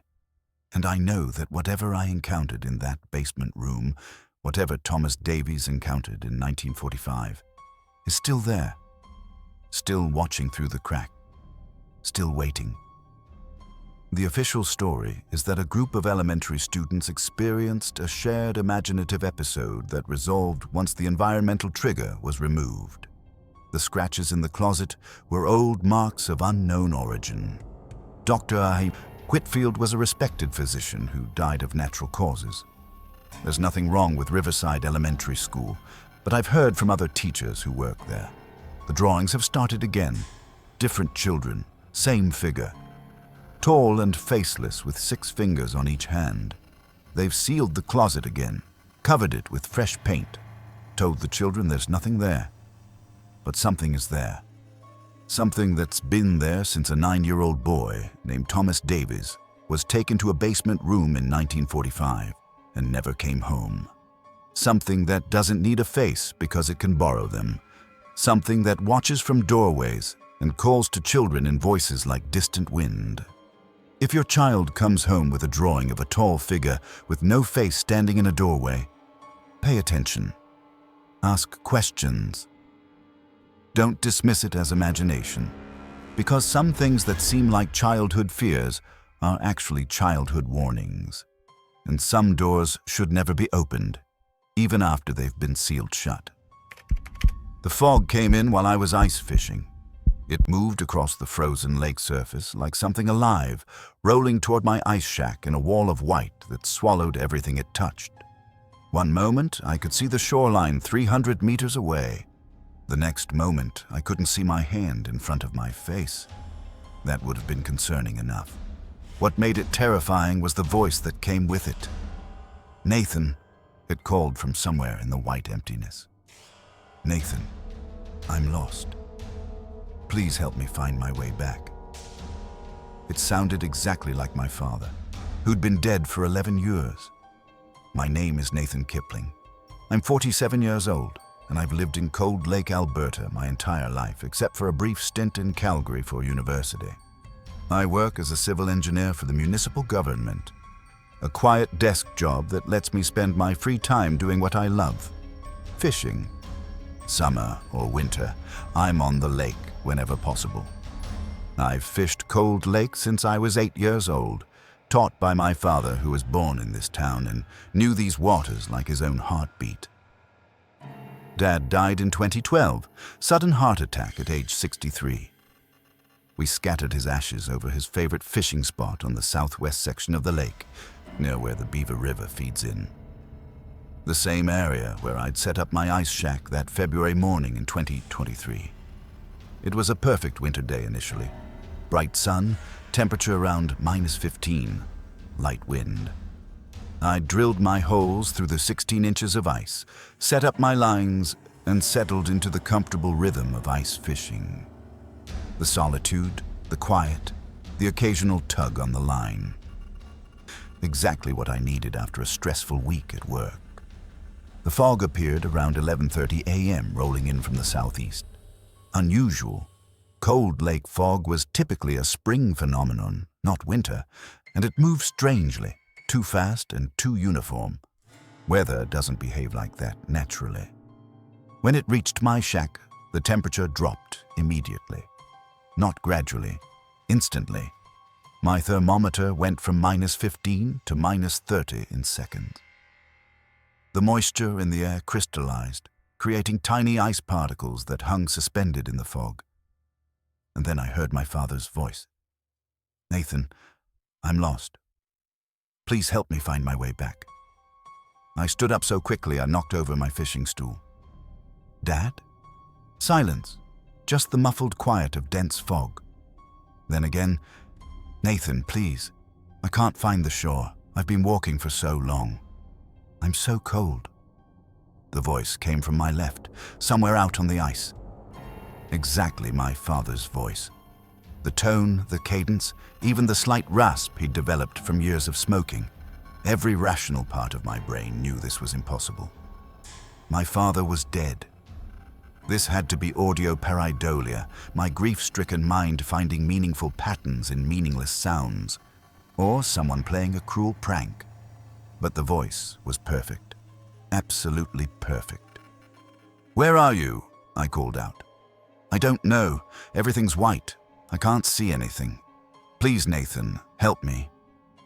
I grabbed my flashlight and stepped out of the shack. The fog was so dense I couldn't see more than 2 meters. The ice beneath my feet was solid. I could feel it, hear the slight creak of the freeze. But visibility was 0. "Keep talking," I said. "I'll follow your voice." "I'm here. I'm right here." "Why can't you see me?" The voice was moving, circling, first to my left, then behind me, then to my right, but there was nothing visible in the fog. No shape, no shadow. "Dad, this isn't funny. Where are you?" "I've been looking for you, Nathan, ever since I left. I've been trying to find my way back, but the fog is so thick. I can't see the lights anymore. Can you see the lights?" "What lights?" "The lights on the shore. They used to guide me home, but they're gone now. Everything's gone. There's just white and cold and voices I don't recognize." My heart was hammering. This was wrong. Whatever this was, it wasn't my father. Dead people don't call from fog banks. They don't circle you on frozen lakes speaking in riddles about lights. "I'm going back to my shack," I said firmly. "Whoever you are, stay away from me." I turned around. The shack should have been right behind me. I'd only walked maybe 5 meters, but I couldn't see it. The fog had disoriented me completely. "Nathan, don't leave me again," the voice pleaded. I was alone for so long. Please don't make me be alone again. You're not my father, I said, trying to keep my voice steady. My father is dead. I am dead, the voice agreed. But I'm still here. We're all still here. Everyone who's been lost in the fog. We can't find our way out. We need help. We? That's when I heard the other voices. They started quietly, distant whispers, then grew louder. Dozens of voices, maybe hundreds, all calling from the fog. Different names, different tones, but the same plea. Help me find my way back. I'm lost. Please. I can't see. Where are the lights? I've been walking so long. Men, women, children, all lost, all calling from the white emptiness surrounding me. I fumbled for my phone. No signal.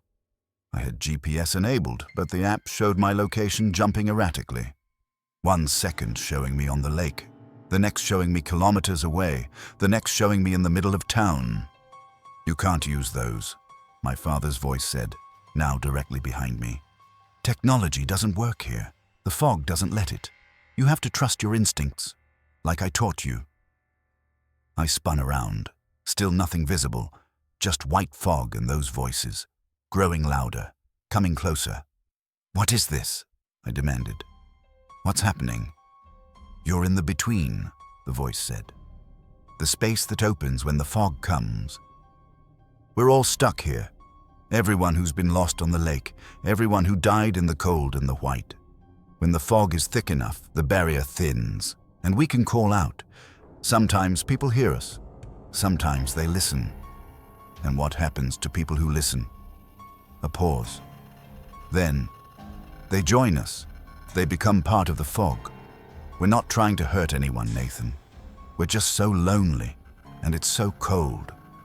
The voices were all around me now, close enough that I could feel breath on my neck, cold breath, breath that smelled like lake water and decay. I started walking, no direction, just movement, away from the voices. My boots crunched on the ice, my breath came in panicked gasps. The fog moved with me, staying thick, never clearing. I walked for what felt like hours, but was probably only minutes. The voices followed, calling my name, calling other names, begging for help, promising warmth, promising guidance, promising an end to loneliness if I would just stop and listen. Then my boot hit something solid. I looked down and saw wooden planks, a dock. I'd reached shore. The fog thinned immediately, pulling back like a living thing retreating. Within 30 seconds, I was standing in clear air at the edge of the lake, the sun bright above, the temperature back to normal -15. I looked back at the lake.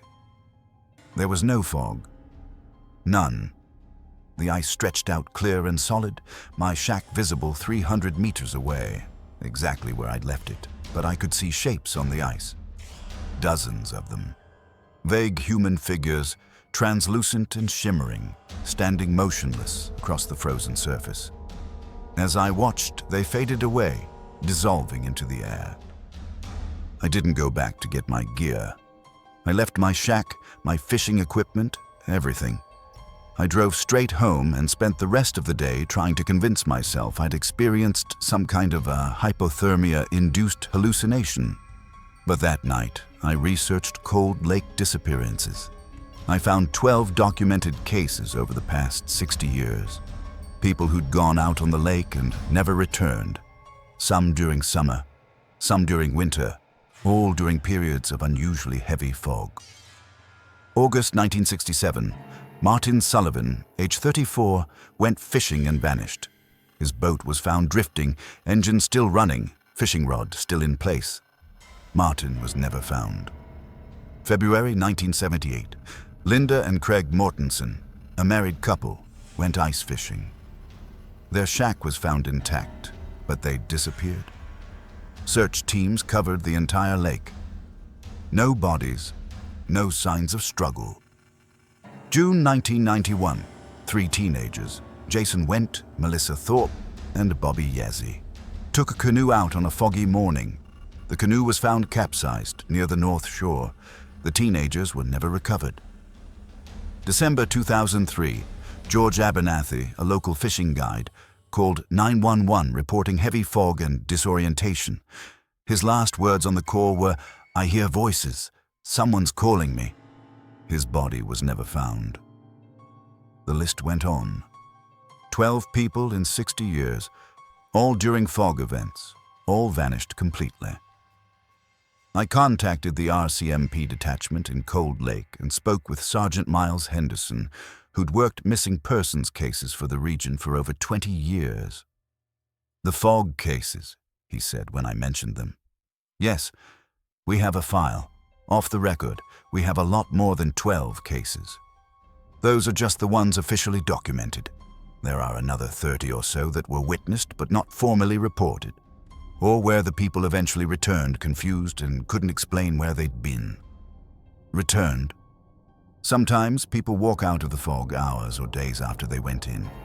They're disoriented, hypothermic, can't remember what happened. They report hearing voices, seeing shapes. Most recover physically but psychologically. Many move away. They don't want to be near the lake anymore. Has anyone investigated this seriously, scientifically? Sergeant Henderson leaned back in his chair. About 15 years ago, we had a university researcher come out. Professor from the University of Alberta, meteorologist. She set up equipment to study the fog patterns. She was particularly interested in a strange phenomenon where the fog seemed to produce auditory hallucinations. What did she find? She was out on the lake one morning when the fog came in. She radioed that she was hearing voices and was going to investigate. We found her equipment 3 days later. We never found her. Professor Helena Durst, brilliant woman, just gone. I felt cold despite the heated office. Why hasn't this been publicized? Why aren't there warnings? Nathan, what would we say? Don't go out in fog because you might hear dead people calling and disappear? We'd sound insane. The official position is that Cold Lake has unpredictable weather patterns that create dangerous conditions for navigation. We recommend avoiding lake activities during heavy fog. That's all we can do. People are still disappearing. Yes, every few years. We can't stop people from using the lake. I left the RCMP station feeling helpless. The town I'd lived in my entire life, the lake I'd loved since childhood, was dangerous in ways no one openly acknowledged. The fog wasn't weather. It was something else. A crack between worlds, maybe. A place where the dead lingered, calling for company. And it had used my father's voice to try to keep me there. I haven't been back to Cold Lake, the body of water, not the town, since that February day. I still live here, still work here, but I stay away from the shore, especially when I see fog rolling in. Other people aren't so cautious. Last summer, a fisherman named Derek Parrish went out on a foggy morning and didn't come back. His boat was found drifting. Derek was gone. The official statement was that he'd fallen overboard and drowned. But I know better. I know that he heard voices in the fog. I know that someone called to him. Maybe someone he knew, someone he loved, someone he'd lost. I know that the fog invited him into the between, where lost souls wait for company. And I know that somewhere in that white emptiness, Derek Parrish is now part of the chorus, calling to the next person who listens. My father's voice hasn't called to me again. But on foggy mornings, I sometimes hear whispers, not distinct words, just the sense of voices very far away, trying to reach me. I don't listen. I stay inside. I wait for the fog to clear. Because I understand now what happens to people who follow voices into the white. They become part of it. They join the lost. They stand on frozen lakes or drift in dark water, calling for help that never comes, promising warmth to the next listener who might give them a moment of company before joining them forever. The fog on Cold Lake isn't weather. It's a doorway. And once you step through, the door closes behind you. If you ever hear someone calling your name from a fog bank, especially someone who shouldn't be able to call anymore. Don't answer. Don't investigate. Don't follow. Because the dead aren't looking for help. They're looking for company in the cold. The GPS said to turn left. The road didn't exist. I stopped my car at what should have been an intersection, Highway 1A, and what my phone insisted was Service Road 347, and stared at dense forest. No road, no sign, no indication anyone had ever driven through there. I was about to recalculate when the GPS updated, turn left onto Service Road 347. The instruction repeated with increasing urgency. Turn left now. And then I saw it. A gap in the trees I'd somehow missed. A narrow dirt road, overgrown and barely visible in the late afternoon light. I should have ignored it. I should have turned around and taken the main highway back to Calgary. Instead, I turned left. My name is Christina Pierce. I'm 31 years old, and I work as a photographer. Primarily commercial and wedding work, but with personal projects on the side. I'd spent the weekend in Canmore shooting a wedding at a mountain resort, and I was heading home Sunday evening. The normal route was straightforward. Highway 1A to Highway 1, straight shot to Calgary. 2 hours, easy drive. But my GPS had other ideas. 20 minutes outside Canmore, it suddenly rerouted, claiming there was heavy traffic ahead and offering a faster alternate route that would save me 30 minutes. The alternate route showed a shortcut through the Kananaskis area, using several small service roads. I've lived in Alberta my whole life. I pride myself on knowing the backroads. A shortcut that saved 30 minutes, absolutely worth it. The first 15 minutes of the alternate route were fine. Small but maintained gravel roads cutting through forest, a few scattered homes, nothing unusual. Then the GPS directed me onto Service Road 347. The moment I turned onto that road, my radio cut to static.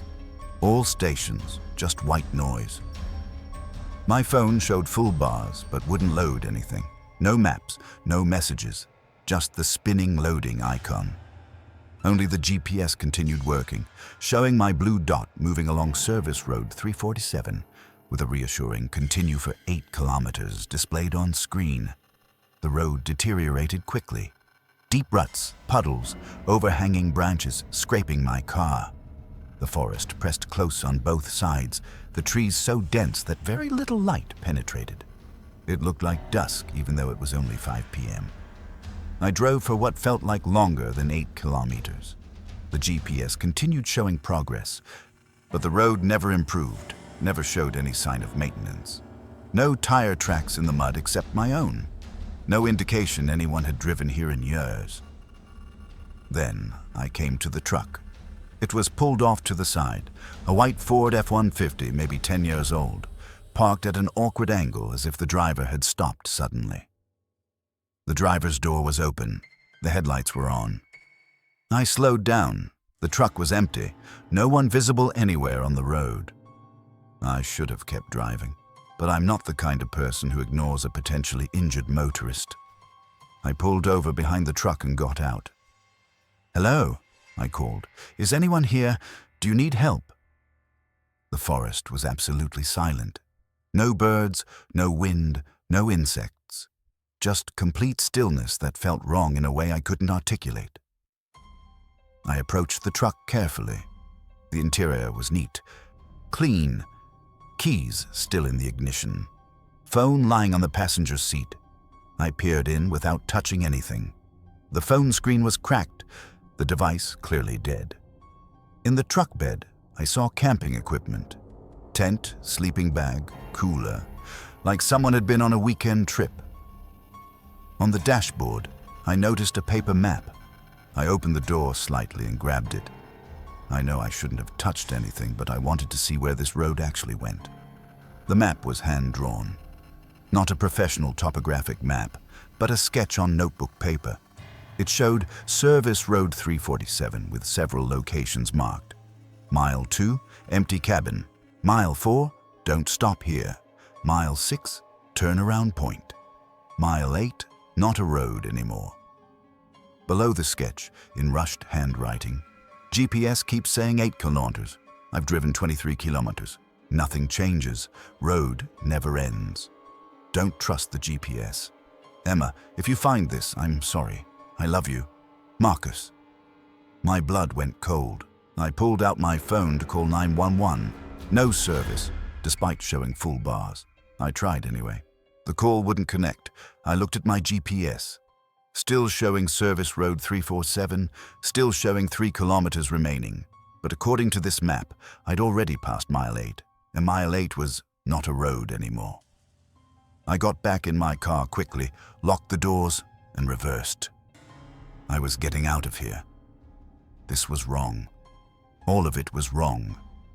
But when I backed up 50 meters and tried to turn around, the road behind me wasn't there anymore. Where I'd just driven, where the white truck should be, was just dense forest. Trees and undergrowth with no gap, no road, no truck, like it had never existed. I got out of the car, disbelieving. Walked to where the road should be. Solid forest. I couldn't see my tire tracks. Couldn't see any evidence I'd driven in. There was only one direction available. Forward, deeper into Service Road 347. I drove. What else could I do? The GPS calmly instructed, continue for 2.5 kilometers. But the odometer showed I'd now driven over 30 kilometers on this road. The numbers didn't match. Space didn't match. I passed the empty cabin marked on the map. It sat 10 meters off the road, small and decrepit, windows dark. As my headlights swept across it, I saw something move in one of the windows. A face, pale and indistinct, watching me pass. I didn't stop. At what should have been mile 4, I saw why the map said, "Don't stop here." There were more vehicles. 6 of them pulled off at various angles, all with doors open, headlights on, or dead batteries leaving them dark, all empty. I recognized one vehicle, a silver Honda CR-V that had been in the news 3 years ago. A family from Calgary, the Morrison family, who disappeared on a weekend camping trip. They'd last been seen leaving Canmore. Their vehicle was never found. Until now. I stopped long enough to look at the CR-V, child car seats in the back, scattered toys. On the dashboard, another hand-drawn map, similar to the one in the white truck. The handwriting, "This road is a loop. We've passed the same tree 14 times. Emily is crying. James says we should walk out, but the forest is wrong too. Trees move when we're not looking. We're going to try driving through the night. If we're not out by dawn, we'll..." The writing ended mid-sentence, the pen trailing off as if the person had been interrupted. I ran back to my car and kept driving. The road got worse. Deep mud, water, sections where the forest had clearly reclaimed the path, but somehow there was still space for my car to move through. Branches scraped both sides, roots threatened to tear off my bumper. My GPS maintained its calm voice. Continue for 1.5 kilometers. Then I started seeing people. They stood in the forest just beyond my headlight range, motionless figures, watching. As I drove past, they turned their heads to track my movement, but their bodies never shifted. Just the heads, rotating smoothly, following me. There were dozens of them, men, women, children, all standing perfectly still in the trees, all watching. I recognized some faces, people from news reports, missing persons from the Calgary region, hikers who'd vanished on mountain trails, travelers who disappeared on highway routes. They were all here, standing in the forest on Service Road 347 that shouldn't exist. One of them started walking toward the road, a woman, middle-aged, wearing hiking clothes. She moved jerkily, like a puppet with tangled strings. She reached the edge of the road and stopped, staring at my car. Her mouth opened. "Turn around," she said, her voice somehow clearly audible over my engine. while you still can, before you reach the end." "I can't turn around," I shouted through my closed window. "The road's gone behind me." "There's always a way out," the woman said. "You just have to refuse. Refuse the road. Refuse the GPS. Refuse the logic of it." "That doesn't make sense." "It doesn't have to." She gestured at the forest around her. "Do you think this makes sense? We're all here because we accepted it. We followed the roads that shouldn't exist. We trusted technology over instinct. We drove where we were told instead of where we knew we should go." Another figure approached. An elderly man. "Turn off the GPS," he said. "Drive without it. Your car knows how to go backward even if your eyes can't see the road." I looked at my GPS. It now showed 0.5 kilometers remaining. The road on the screen ended at a point marked simply destination. "What's at the destination?" I asked. The woman's expression filled with sadness. "The place where the road becomes permanent. Where you stop being a traveler and become part of the road." My GPS spoke. "In 500 meters, you have arrived at your destination." I made a decision. I turned off the GPS. The screen went dark. Immediately, my radio came back to life, blasting static. My phone suddenly showed messages downloading, notifications flooding in, all from hours ago, from people wondering where I was. And in my rearview mirror, I saw it. The road behind me, clear and visible. Still service. Road 347, but I could see it now. See my tracks in the mud. See the way out. I put the car in reverse. The figures in the forest began moving, all of them, dozens, walking toward the road. Their movements became more coordinated, more human. They called to me, "Don't leave us here. Please, if you escape, send help. Tell them where we are. Make them believe you." I reversed as fast as I dared. The road was treacherous, the ruts threatening to trap my wheels, but I kept going. The figures ran after me, keeping pace with my car despite moving at impossible speeds. One grabbed my door handle. A young man, maybe 20. His face pressed against my window. "I'm Daniel Kovac," he said urgently. "I disappeared in 2019. Tell my parents I'm sorry. Tell them I didn't mean to leave." I accelerated. Daniel lost his grip and fell away. I drove in reverse for what must have been kilometers, guided by my mirrors and determination. The road never changed behind me. It remained visible, solid, real. Finally, I burst out of the tree line onto Highway 1A at the intersection where I'd originally turned. My car fishtailed on the asphalt. Normal road, normal evening light, normal sounds of distant traffic. I pulled over, shaking. Checked the time. 9:47 p.m. I'd been on service, Road 347, for almost 5 hours, but it had felt like only minutes. I drove straight to the RCMP station in Canmore. Tried to report what I'd seen. The officer listened politely, took notes, but I could see the skepticism in his eyes. "Ma'am, there is no service road 347 in this area," he said. "I've worked here for 12 years. There's no road by that name or number. I was just on it. I saw abandoned vehicles. The Morrison family's CRV. Other cars. The Morrison case is still open. Their vehicle has never been located." "It's there, on that road. Send a search team." The officer's expression shifted to concern. Not about the road, but about me. "Have you been drinking tonight? You seem disoriented. Maybe we should have a paramedic check you out." I left. There was no point trying to convince them. I spent the next week researching. I found patterns. Dozens of disappearances over the past 20 years, all in the Canmore-Kananaskis region. People whose vehicles were never found. People who vanished on straightforward trips between locations. And I found posts on obscure forums. Other people who'd encountered impossible roads, who'd driven on routes that GPS showed but didn't exist, who'd seen figures in the forest. Most of those posts ended with the person asking for advice. None had follow-up posts. They never got out. I tried to find Service Road 347 again, to document it, to prove it existed. I drove Highway 1A a dozen times. The turnoff was never there. My GPS never suggested that route again. But sometimes, late at night when I'm driving, my GPS will glitch. For just a second, it'll show a road that shouldn't exist, a shortcut that saves time, a service road with no name. I never take those turns.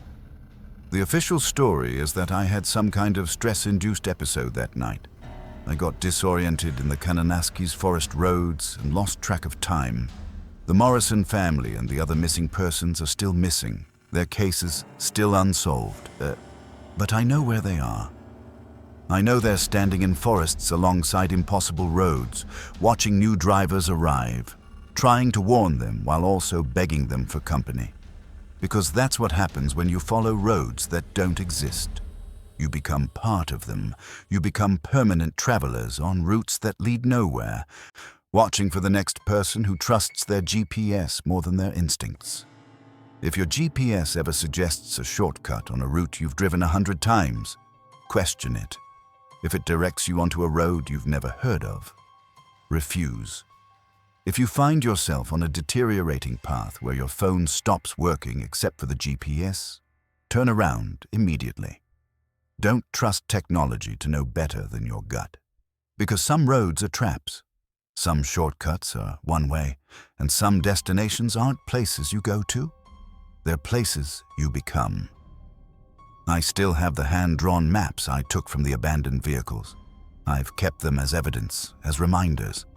At night, when I unfold them, I sometimes see new handwriting appearing. New notes, new mile markers, new warnings. The road is growing, reaching, waiting for the next driver who thinks they know better than instinct. Don't let it be you. The new worker arrived 3 days after Jimmy Chastain died. That should have been impossible. We were in the third week of a 2-month shutdown contract at an oil sands facility 40 kilometers from Fort McMurray. 200 workers in a remote camp, surrounded by boreal forest and muskeg, connected to civilization by a single service road. When Jimmy died, an accident with a piece of heavy equipment, quick and horrible. The whole camp knew within hours. We'd all seen the helicopter take his body away. But 3 days later, Jimmy Chastain walked into the mess hall during dinner service, sat down at his usual table and started eating. I was sitting 6 tables away. I saw him clearly. So did everyone else. My name is Kyle Brennan. I'm 38 years old, and I've worked industrial construction and maintenance across northern Alberta for 15 years. Oil sands, processing facilities, pipeline installations. I go where the pay is good and the work is hard. You develop a certain mentality in this line of work. You don't get emotional. You don't let things shake you. You see accidents, you see injuries, you deal with it and move on. But watching a dead man eat dinner shook me. The mess hall went silent. 200 exhausted men, halfway through their dinner, all staring at Jimmy Chastain. He didn't seem to notice. He ate mechanically, fork to plate, fork to mouth, chewing with blank concentration. His face was pale, his movements slightly off, like watching a convincing robot imitating human behavior. One of Jimmy's friends, a pipe fitter named Greg Donovan, stood up slowly. "Jimmy," he said quietly.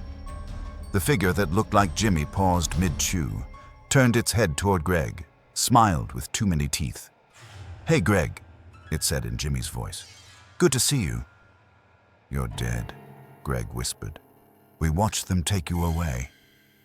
"I got better," Jimmy said, that wrong smile still fixed on his face. Then he stood up, left his tray on the table and walked out of the mess hall. No one stopped him. Camp Superintendent Marcus Halloway called an emergency meeting in the main office immediately after.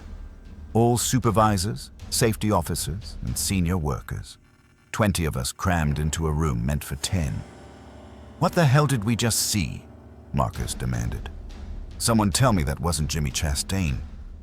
It looked exactly like him, I said. Same face, same build, same voice. Jimmy Chastain died 3 days ago, said Helen Cruz, our safety coordinator. I processed the paperwork myself. His body was airlifted to Edmonton. His family has been notified. He's dead. Then who's walking around camp looking like him? Greg's voice was rising toward panic. You all saw it. That was Jimmy. Marcus pulled up the camp's security camera footage on his laptop. The mess hall camera showed exactly what we'd witnessed. A figure that looked like Jimmy entering, sitting, eating, leaving. The exterior cameras showed the same figure walking across camp afterward, heading toward the worker dormitories. Where is he now? Marcus asked. Helen checked the real-time security feeds. Dormitory C, room 147, Jimmy's old room. He's just sitting on the bunk, staring at the wall. We went to Dormitory C as a group. Safety in numbers, though none of us knew what we were preparing for. The long hallway of worker rooms was quiet. Most people still at dinner or staying away after what they'd seen. Room 147's door was open. The figure sat on the lower bunk, Jimmy's bunk, staring at the wall like Helen had said. As we approached, it turned to look at us. Something I can help you fellas with? Jimmy's voice, Jimmy's face, but wrong. All of it wrong in ways I couldn't articulate. Who are you? Marcus asked. Jimmy Chastain.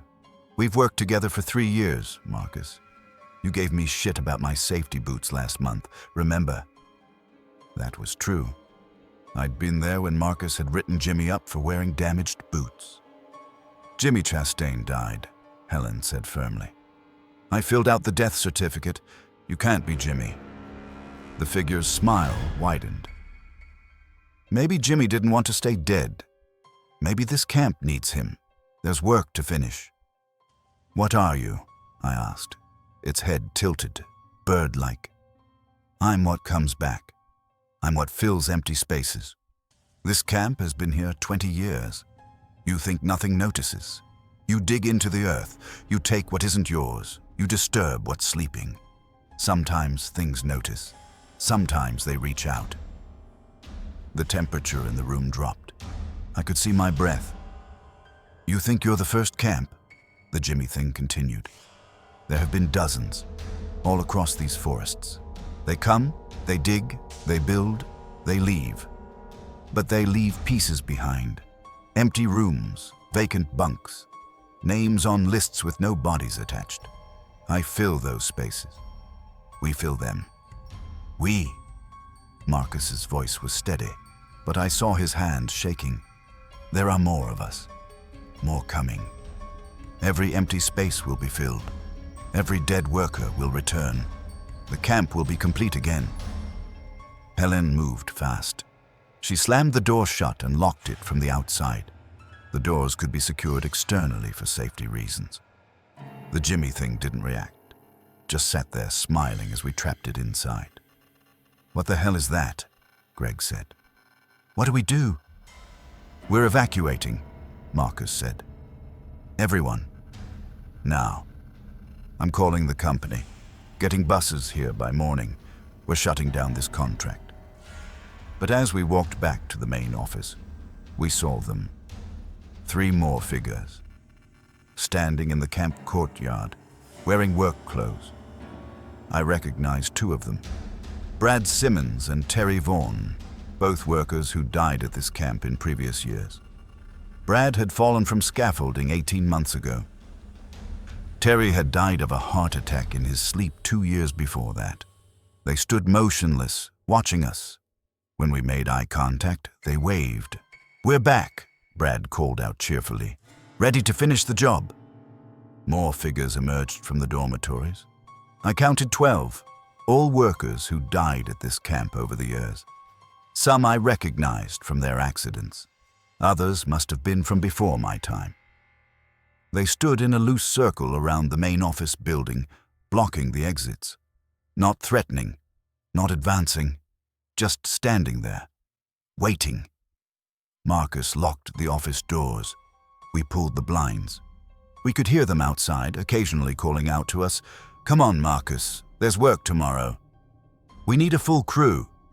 Don't you want to finish the project?" Helen pulled up personnel records. "There have been 17 worker deaths at this camp since it opened," she said, reading from her screen. "Accidents, medical events, 2 suicides, all documented, all bodies recovered and sent home." "How many are outside?" I asked. We looked through the blinds, counted carefully. 17 figures. 1 for each death. "They're all back," Helen whispered. We spent the night in that office. The figures didn't leave. They stood in the courtyard all night, sometimes walking patrol routes around the building, sometimes just standing still. At one point they sang, a work song, the kind we'd sing to pass time on long shifts. Their voices harmonized perfectly. Around 3 a.m., one of them approached the window where I was watching. It looked like Eddie Nakamura, a young laborer who died in a vehicle accident at the camp 4 years ago. Eddie had been 23. "Kyle," Eddie said, his face pressed against the glass. "I know you're scared, but you don't have to be. We're not here to hurt anyone. We just want to work. We just want to be useful again." "What are you really?" I asked through the window. "We're what the land makes from what you leave behind. This place remembers. The forest, the muskeg, the earth you've torn up. It remembers everyone who died here. It takes their shapes, their memories.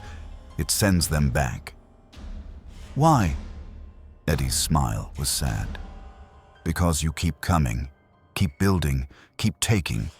The land wants you to understand that nothing here is truly abandoned. Everything leaves a mark. Every death leaves a doorway. What do you want from us? Just acknowledgement, just recognition that we were here, we died here, we matter. Let us work. Let us finish what we started. Then we'll rest." I don't know what made me ask the next question. "What happens if we don't let you work?" Eddie's expression didn't change, but something cold moved behind his eyes. "Then we make sure the camp is never empty. We make sure there are always enough workers, one way or another."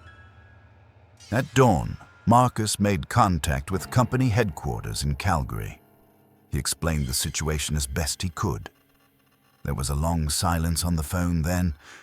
"Evacuate immediately. Full shutdown. We're sending emergency transport."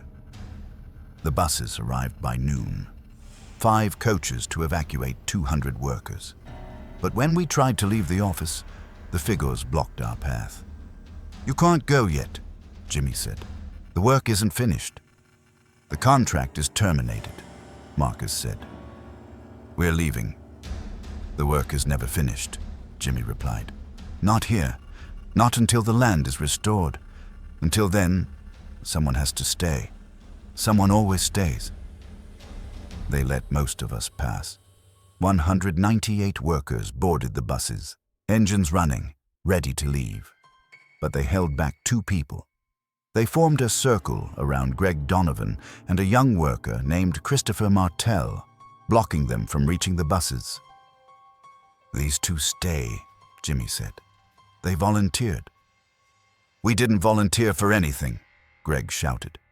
"You did," Eddie said. "Christopher, you said last week you'd die for this paycheck." "Greg, you said you'd give anything to finish this contract on time. The land heard you. The land accepts." Marcus tried to push through, tried to reach them. The figures didn't move, didn't touch him, but he couldn't get past. It was like walking into an invisible wall. "Let them go," Marcus pleaded. "Take me instead. I'm the superintendent. I'm responsible." "You're needed elsewhere," Jimmy said. "You'll build other camps, bring other workers. Some of them will die too. And we'll bring them back. The cycle continues. But these 2, they stay. They complete the work." The buses left. I was on the last one, watching through the rear window as Greg and Christopher stood surrounded by the 17 figures. Greg was crying. Christopher was screaming, trying to run, being gently but firmly pulled back into the circle. We reported everything to the RCMP, to the company, to anyone who'd listen. The company sent a security team back to the camp 3 days later. They found it empty. No sign of Greg, Christopher, or the figures. The camp was intact. Equipment undisturbed, but completely abandoned. Greg Donovan and Christopher Martell were listed as missing. Search and rescue combed the area for weeks. No trace of them was ever found. The camp was demolished 6 months later. The company pulled out of that site entirely, claiming it was economically unviable. But I've heard from other workers in the industry. The site is avoided now. No one wants contracts there. I transferred to projects in southern Alberta. I don't work isolated camps anymore. I can't. Because at night I still see them, those figures with familiar faces and wrong smiles. I see Jimmy and Eddie and Brad and all the others standing in the darkness beyond my window. Watching. Waiting. I've learned since that almost every long-term industrial camp has stories. Workers who died and whose spirits supposedly linger. Usually they're dismissed as ghost stories, camp legends to scare new workers. But now I know some of those stories are warnings. The land remembers, in places where the earth has been torn open, where industrial work has claimed lives, where camps are built and abandoned over and over. Something pays attention. Something that can reach into death and pull shapes back. Something that demands acknowledgement. The official story is that Greg Donovan and Christopher Martell wandered into the forest and died from exposure, and that their remains haven't been found. The camp closure was due to economic factors. The reports of figures resembling dead workers were mass hysteria brought on by stress and isolation. But I was there. I saw them. I spoke to Eddie through that window, and he told me the truth in his voice that wasn't quite his voice anymore. The land takes what it's owed, and in Alberta's industrial north, where camps rise and fall, where workers die far from home, where the earth bleeds black into pipelines, the debt is always growing. If you ever work a remote camp and see someone who shouldn't be there, someone who looks like a worker who died, someone whose smile doesn't quite reach their eyes, don't engage, don't acknowledge them, and whatever you do, don't volunteer for anything, because the land is always listening, and it remembers every careless promise. Greg and Christopher are still at that camp, I think, or what's left of them, still working, still useful, until the land is satisfied, and the land is never satisfied. The elk was standing in the middle of the highway, staring directly at my maintenance truck with eyes that reflected my headlights like mirrors. That wasn't unusual. Wildlife on the Jasper Parkway was constant, especially at night. What was unusual was that the elk had been standing in the exact same spot, in the exact same position, for 3 nights in a row.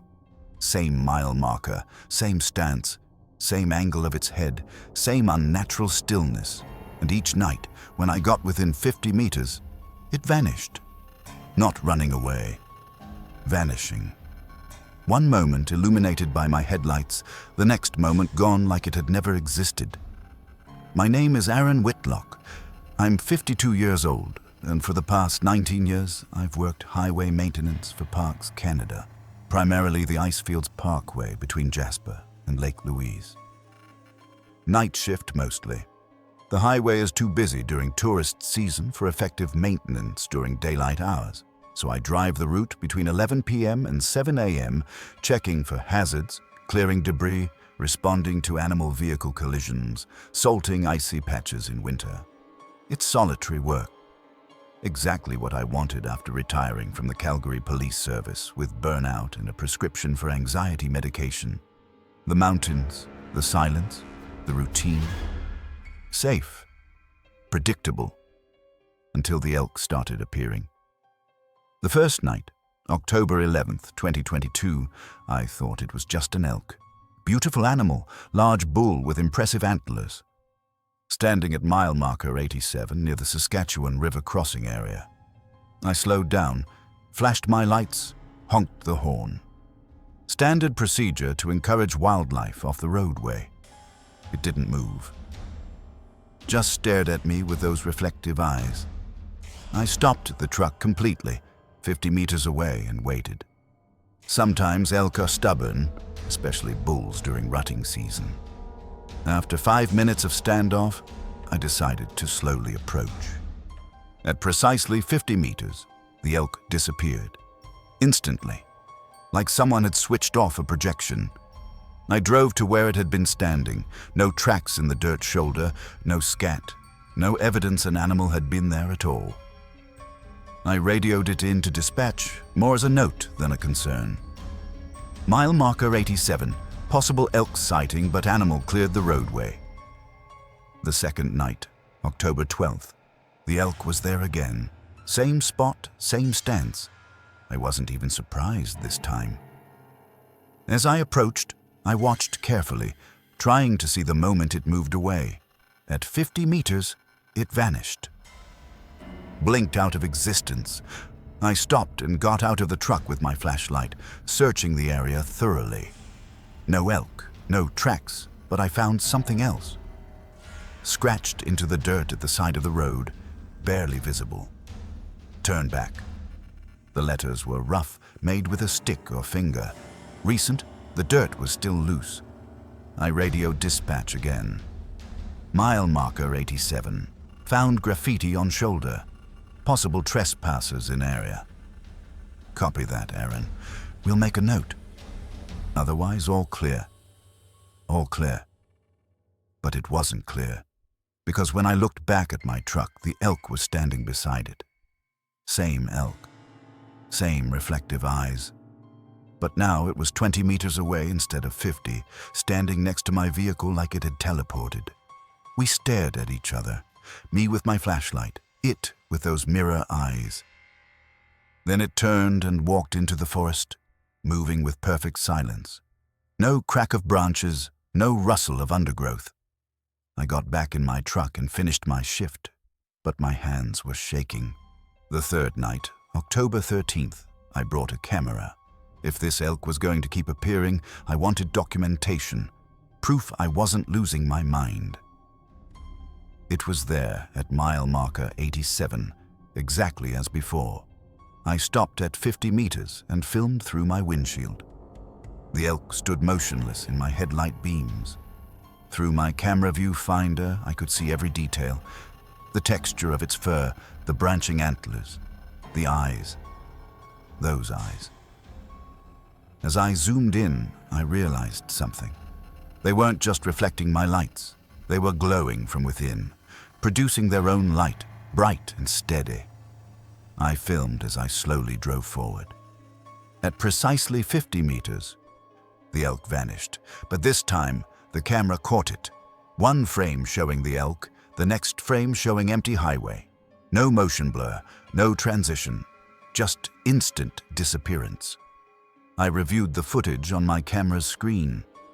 In the final frame before it vanished, I could see something written on the elk's side, visible for just that one frame. Numbers. Scratched into its fur like a brand. 09/18/2017. A date. September 18th, 2017. I pulled over and searched my work logs. September 18th, 2017 was a Wednesday. I'd been working night shift. According to my notes, I'd responded to a vehicle-wildlife collision at mile marker 87. An elk had been struck by a car. The elk had died. The driver had been injured but survived. The driver's name was in my report. Michael Ortiz, age 34, from Edmonton. I'd helped coordinate the cleanup. I remembered that night vaguely. The damaged vehicle, the dead elk in the ditch, the paperwork. Routine, sad, but routine. I called dispatch. I need contact information for a driver from an incident report. September 18th, 2017, mile marker 87. Aaron, it's 2 a.m. Can this wait until morning? It's important. They pulled the file.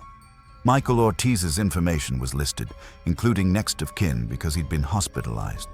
A brother, Vincent Ortiz, Calgary. I wrote down the number but didn't call. Not yet. First, I needed to see if the elk appeared again. It did. October 14th. Same place. But this time it wasn't alone. There were 3 elks now, all standing at mile marker 87, all motionless, all with glowing eyes. I approached slowly, filming. At 50 meters, all 3 vanished simultaneously. When I checked the final frame of footage, all 3 had dates visible on their sides: Orion 18-2017, 07-22-2019, 3-14-2021. I checked my logs. All 3 dates corresponded to animal vehicle collisions at or near mile marker 87. All 3 involved elk deaths. Different drivers, different circumstances, but same location. Something was bringing them back, or something was wearing their shapes, using them as markers. On my day off, I called Vincent Ortiz. "This is Aaron Whitlock, Parks Canada. I'm calling about your brother Michael and an incident in 2017. Michael died," Vincent said quietly. 2 months after that accident. He never really recovered. My stomach dropped.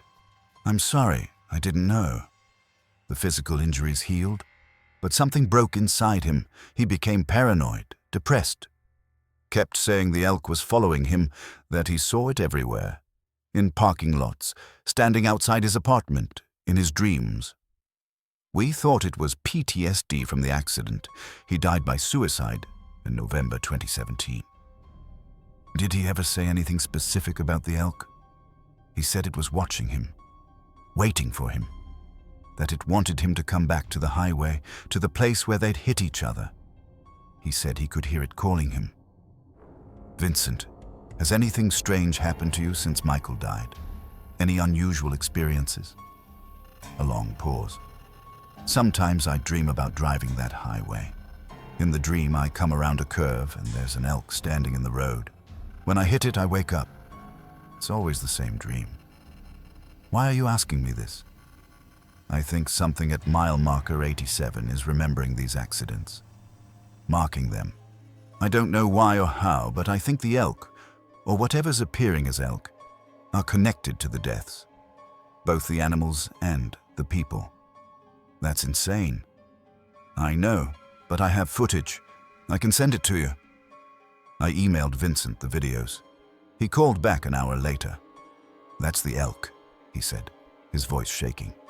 "The one Michael described. Same size, same antlers. He drew pictures of it before he died.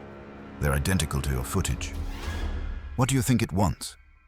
Michael said it wanted him to come back, to finish something. He was obsessed with the idea that he owed the elk something, that by surviving the accident while it died, he'd created an imbalance. Does that make any sense? In a strange way, yes. October 15th, there were 9 elk at mile marker 87. I counted them carefully.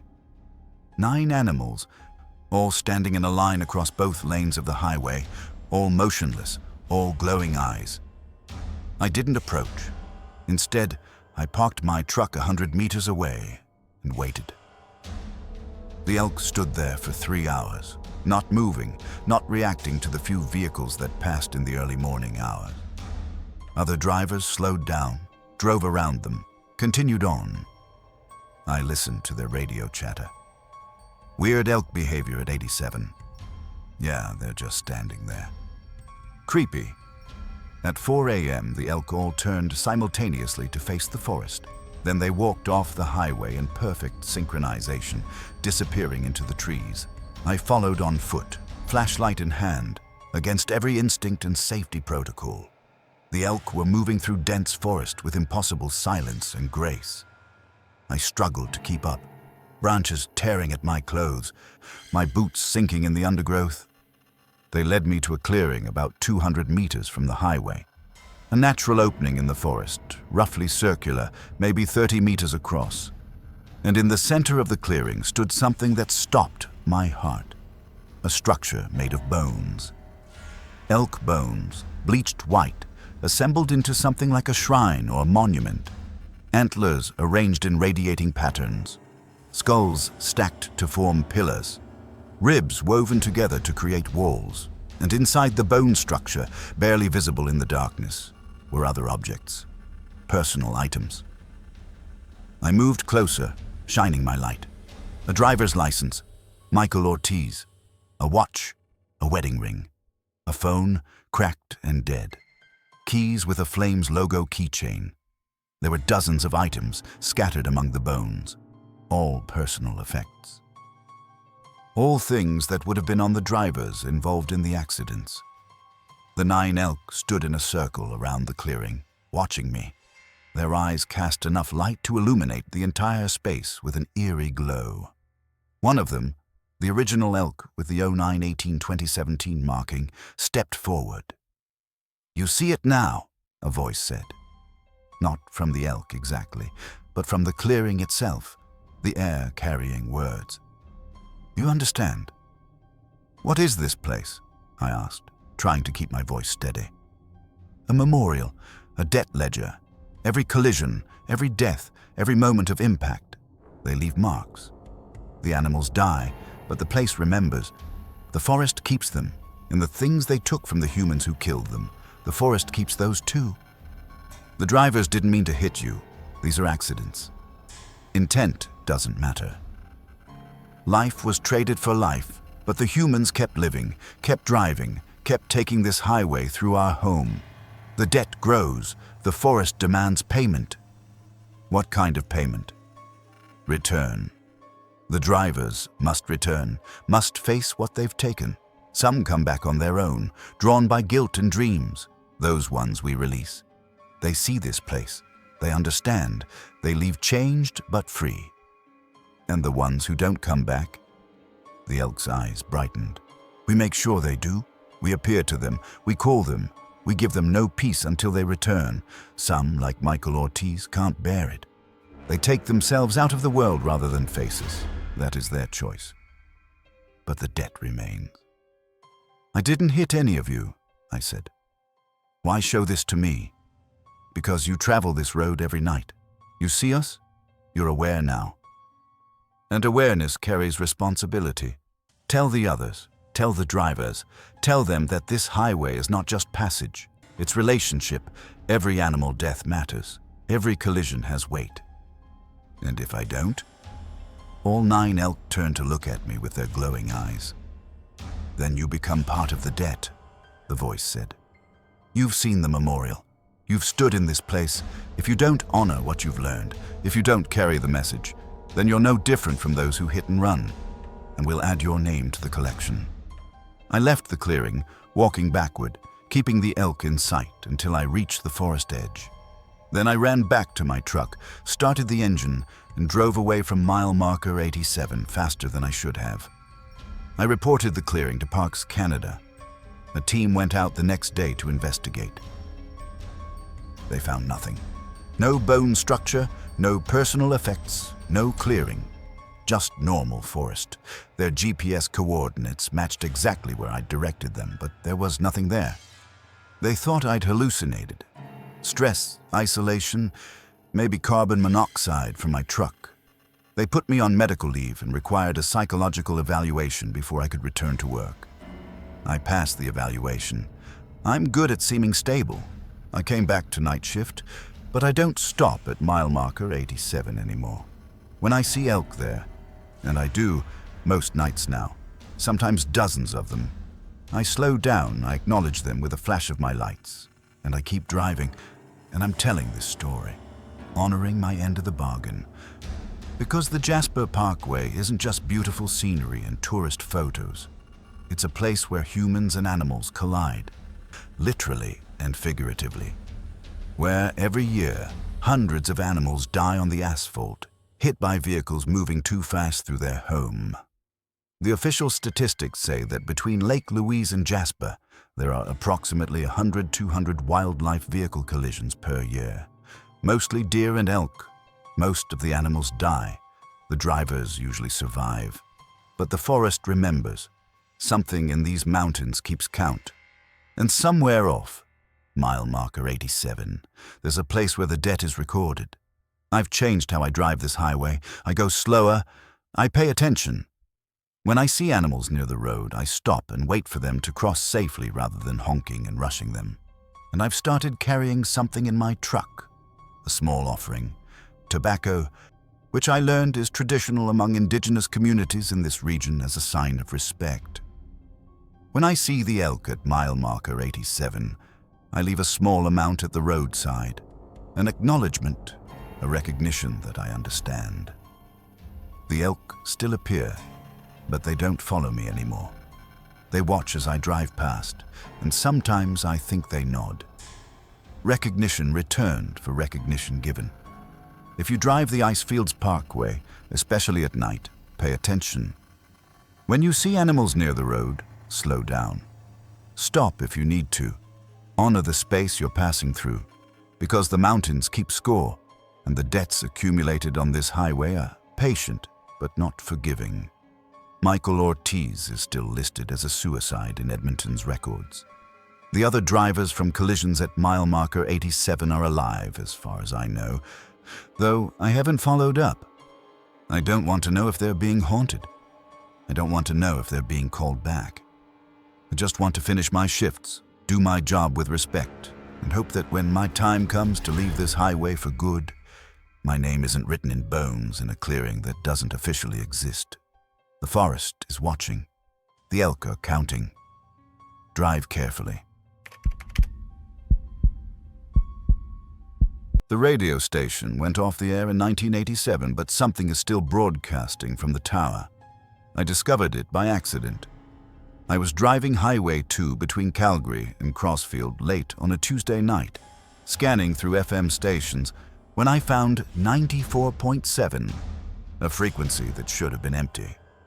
Instead, I heard music. Old music, country western from the 70s, playing with perfect clarity. Then a voice cut in, a DJ speaking in that warm, familiar style from decades ago. You're listening to CKRN's Crossfield's Voice Across the Prairies. That was Merle Haggard with Mama Tried, taking you back to 1968. It's 11:47 p.m. on October 29th, and we've got a special night ahead. Requests are open. If you're out there on the highway, if you're listening alone in the dark, we're here with you. I glanced at the dashboard clock. 11:47 p.m., October 29th. The broadcast was current, but CKRS had been shut down 36 years ago. My name is Lauren Chen. I'm 41 years old, and I'm a broadcast journalist for CBC Radio in Calgary. I've spent my career in media, including a decade in commercial radio, before moving to public broadcasting. I know the regulatory landscape. I know that 94.7 FM is an unassigned frequency in the Calgary region. No license, no station, no legal broadcaster. Someone was pirating the frequency. Someone with good equipment and a weird dedication to vintage format radio. Normally, I'd report it to the CRTC and move on. But something about that broadcast felt wrong in a way I couldn't immediately identify. The music quality was too perfect. No compression artifacts, no modern mastering. The DJ's voice had a warmth and analog quality that digital broadcasting can't quite replicate. I kept listening. "We have a request here from Daniel in Airdrie," the DJ said. "Daniel wants to hear Stand By Your Man by Tammy Wynette. That one goes out to you, Daniel. Hope you're doing okay out there." The song played, full length, no interruption. When it ended, the DJ came back. "That was for Daniel, and if anyone else out there wants to reach us, you know how. Same number it's always been." Then he read a phone number. 7 digits, no area code. The old system. I memorized it. When I got home, I researched CKRS. Crossfield radio station had been a small commercial operation from 1965 to 1987, broadcasting on 94.7 FM with a 1,000-watt transmitter. It served Crossfield and the surrounding rural area with a mix of country music, local news, and community programming. The station was locally owned, a labor of love that never quite made enough money but served the community for over 2 decades. In October 1987, the station's owner and primary DJ, a man named Warren Fletcher, died of a heart attack while on air. He was 54 years old, alone in the studio during the night shift. His body wasn't found until the next morning when the 6 a.m. DJ arrived and found the station still broadcasting the same record, skipping on its final groove, and Warren slumped over the control board. The station shut down immediately after. Warren's family couldn't maintain the operation. The license lapsed. The building was sold. The transmission tower was supposed to be dismantled, but never was. It still stands on a rural property north of Crossfield, rusted and obsolete. No one should be broadcasting from that tower. The equipment should be decades gone. But someone was broadcasting, and they were using Warren Fletcher's voice. I found recordings of CKRS online. A local historical society had digitized some old tapes. I listened to Warren Fletcher's shows from 1982, 1984, 1986. Then I compared them to the broadcast I'd heard. Same voice, same speech patterns, same warm tone, same slight rasp. Not an imitation, identical. Either someone had created an incredibly sophisticated AI recreation of Warren Fletcher's voice, or what? Dead men don't host radio shows. I tried calling the phone number the DJ had given. It rang and rang. 23 rings, I counted. Then, finally, someone picked up. CKRS, you're on the air. Warren Fletcher's voice, but tired, strained. This is Lauren Chen. I'm a journalist in Calgary. I heard your broadcast tonight. Silence for several long seconds. Then, you shouldn't be able to hear it. I'm on 94.7 FM right now. You're broadcasting. No, he said slowly. We're not broadcasting to everyone. Only certain people can hear us. People who are supposed to hear us. Why can you hear us, Lauren? I don't know. I was just scanning stations. That's not how it works. We don't come through on scans. We come through when we're needed, when someone on the highway is alone and lost and needs company. When someone is driving through the dark and needs a voice to keep them awake. When someone needs to hear that they're not alone. Are you Warren Fletcher? Another long pause. I was. I think I still am. It's hard to tell anymore. I've been doing the show for so long. The night shift. Always the night shift. Warren Fletcher died in 1987. Yes, he agreed. I remember that. I remember the pain in my chest, my arm going numb. I remember falling forward onto the board. I remember the music still playing. Johnny Cash, I Walk the Line. It kept playing while I died. And then I was still here, still in the studio, still on the air. My hands were shaking. That's not possible. Isn't it? You hear me. You called the number. You're talking to me right now. What's possible doesn't seem to matter much anymore. What are you? I'm a DJ. That's all I ever wanted to be. And when I died, I just kept doing the show because the people out there needed it. The truckers on night runs, the farmers heading to early markets, the lonely people driving through the dark. They needed a voice in the night. So I stayed. I kept broadcasting for 36 years. Time doesn't work the same here. For me, it's always October 29th, 1987, always 11:47 p.m., always the night I died. But I can reach forward, reach through the years. I can play music for people in your time, in any time, as long as they need to hear it. Warren, you need to move on. This isn't healthy. He laughed, a sad sound. I'm dead, Lauren. Health isn't a concern, but you're right that I'm stuck. I've been trying to reach someone for a long time, someone specific, and I think maybe that someone is you. Why me? Because you can hear us, because you understand broadcasting. You understand what it means to send your voice into the void and hope someone's listening. And because you need to know what happened to Daniel. Who's Daniel? Daniel Reeves. He was listening to my show on October 29th, 1987. He called in with a request. He was 17 years old, driving home from his girlfriend's house. He was crying. His parents were getting divorced. His girlfriend had just broken up with him. He felt like his world was ending. I talked to him for 20 minutes while he drove. Kept him company. Made him laugh a few times. When he hung up, I thought I'd helped. I thought he'd be okay. Warren's voice broke. He died that night, 30 minutes after we talked. Drove off Highway 2 near the Crossfield exit. They said he fell asleep, but I think he meant to. And I've been trying to reach him ever since. Trying to finish the conversation. Trying to tell him it gets better. Warren, Daniel died 36 years ago. You can't reach him. I know, but others can hear me. Others who are where Daniel was. Alone, hurting, driving through the dark.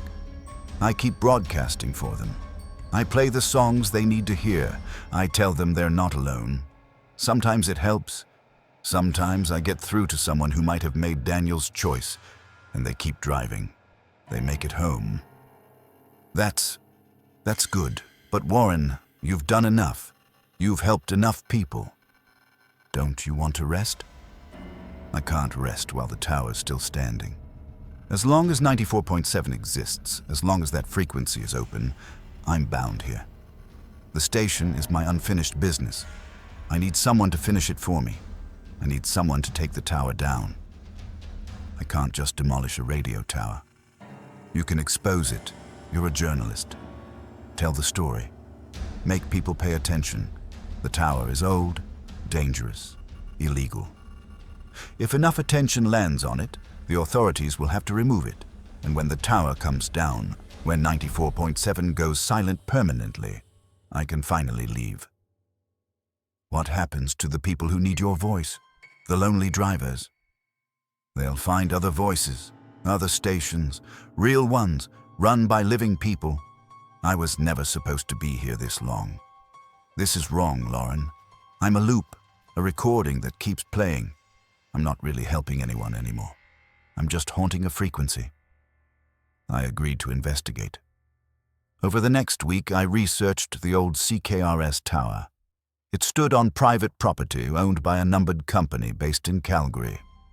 The land had changed hands 3 times since 1987, but the tower had never been removed. Current zoning regulations would never allow such a structure, but it had been grandfathered in and then forgotten. I visited the site during daylight. The tower was exactly as described. 40 meters of rusted steel, guy wires sagging, the small transmitter building at its base partially collapsed. No power lines connected to it. No obvious equipment that could generate a broadcast signal. But when I returned at night with recording equipment, I heard it. The broadcast, faint but clear, emanating from the building. I could hear Warren Fletcher's voice through the broken walls, playing Patsy Cline, taking requests from people who'd been dead for decades. I filed a story with CBC, not about the supernatural elements. I couldn't prove those, and no editor would run them, but about the abandoned tower, the safety hazard it represented, the regulatory failure that left it standing for 36 years. The story aired on October 29th, 2023. Exactly 36 years after Warren Fletcher died. The response was immediate. The rural municipality opened an investigation.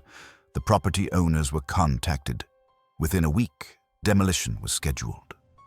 On November 15th, 2023, a crew arrived to take down the tower. I was there to document it for a follow-up piece. As the first cutting charges were set, my radio, tuned to 94.7, crackled to life. "Thank you, Lauren," Warren Fletcher's voice said, clearer than I'd ever heard it. "Thank you for finishing my show. I can see the light now. I can see the way out." "Warren, are you okay?" "I'm better than I've been in a long time. Tell them, anyone who's listening, anyone who's alone in the dark, tell them it gets better. Tell them to keep driving. Tell them there's always another station, another voice, another song. They just have to keep listening. I'll tell them. The demolition crew triggered the charges. The tower groaned, swayed, and collapsed in a shower of rust and metal. The crash echoed across the prairie. My radio went silent. 94.7 FM returned to static. I tried calling the old phone number one more time. Disconnected. No longer in service. Warren Fletcher was gone. The official story was that I'd exposed a neglected hazard and prompted necessary action. The property owners were fined. The tower was removed. The site was cleared and returned to agricultural use. But I kept the recordings from that night. Warren's voice, the music, the warmth of a broadcast that shouldn't exist. Sometimes I listen to them when I'm driving alone late at night. A reminder that voices in the dark matter. That connection matters. That sometimes the simplest act, keeping someone company through a difficult moment, can mean everything. I've also researched Daniel Reeves. He's buried in Crossfield Cemetery. I visit his grave sometimes, leave flowers. I tell him that Warren tried to reach him, tried to finish their conversation. I tell him that his story helped save others, even though Warren couldn't save him.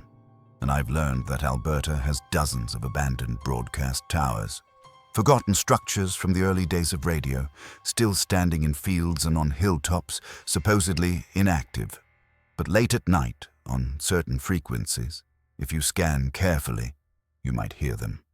Voices from decades past, playing music for audiences that no longer exist. DJs who died at their posts but never left their studios. Broadcasts that loop forever, serving listeners who will never call in. Some of them, like Warren, are trying to finish something. Some of them are stuck, bound to their frequencies by guilt or duty or simple inability to let go.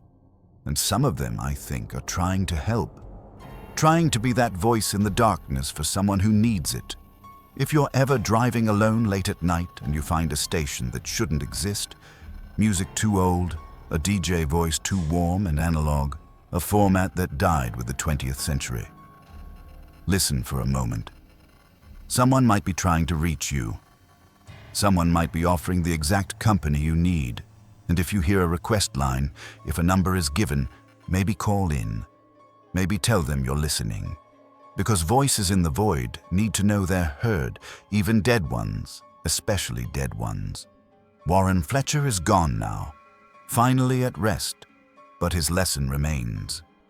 We're never as alone as we think we are. There's always another voice, another song, another human connection waiting in the dark. You just have to tune to the right frequency.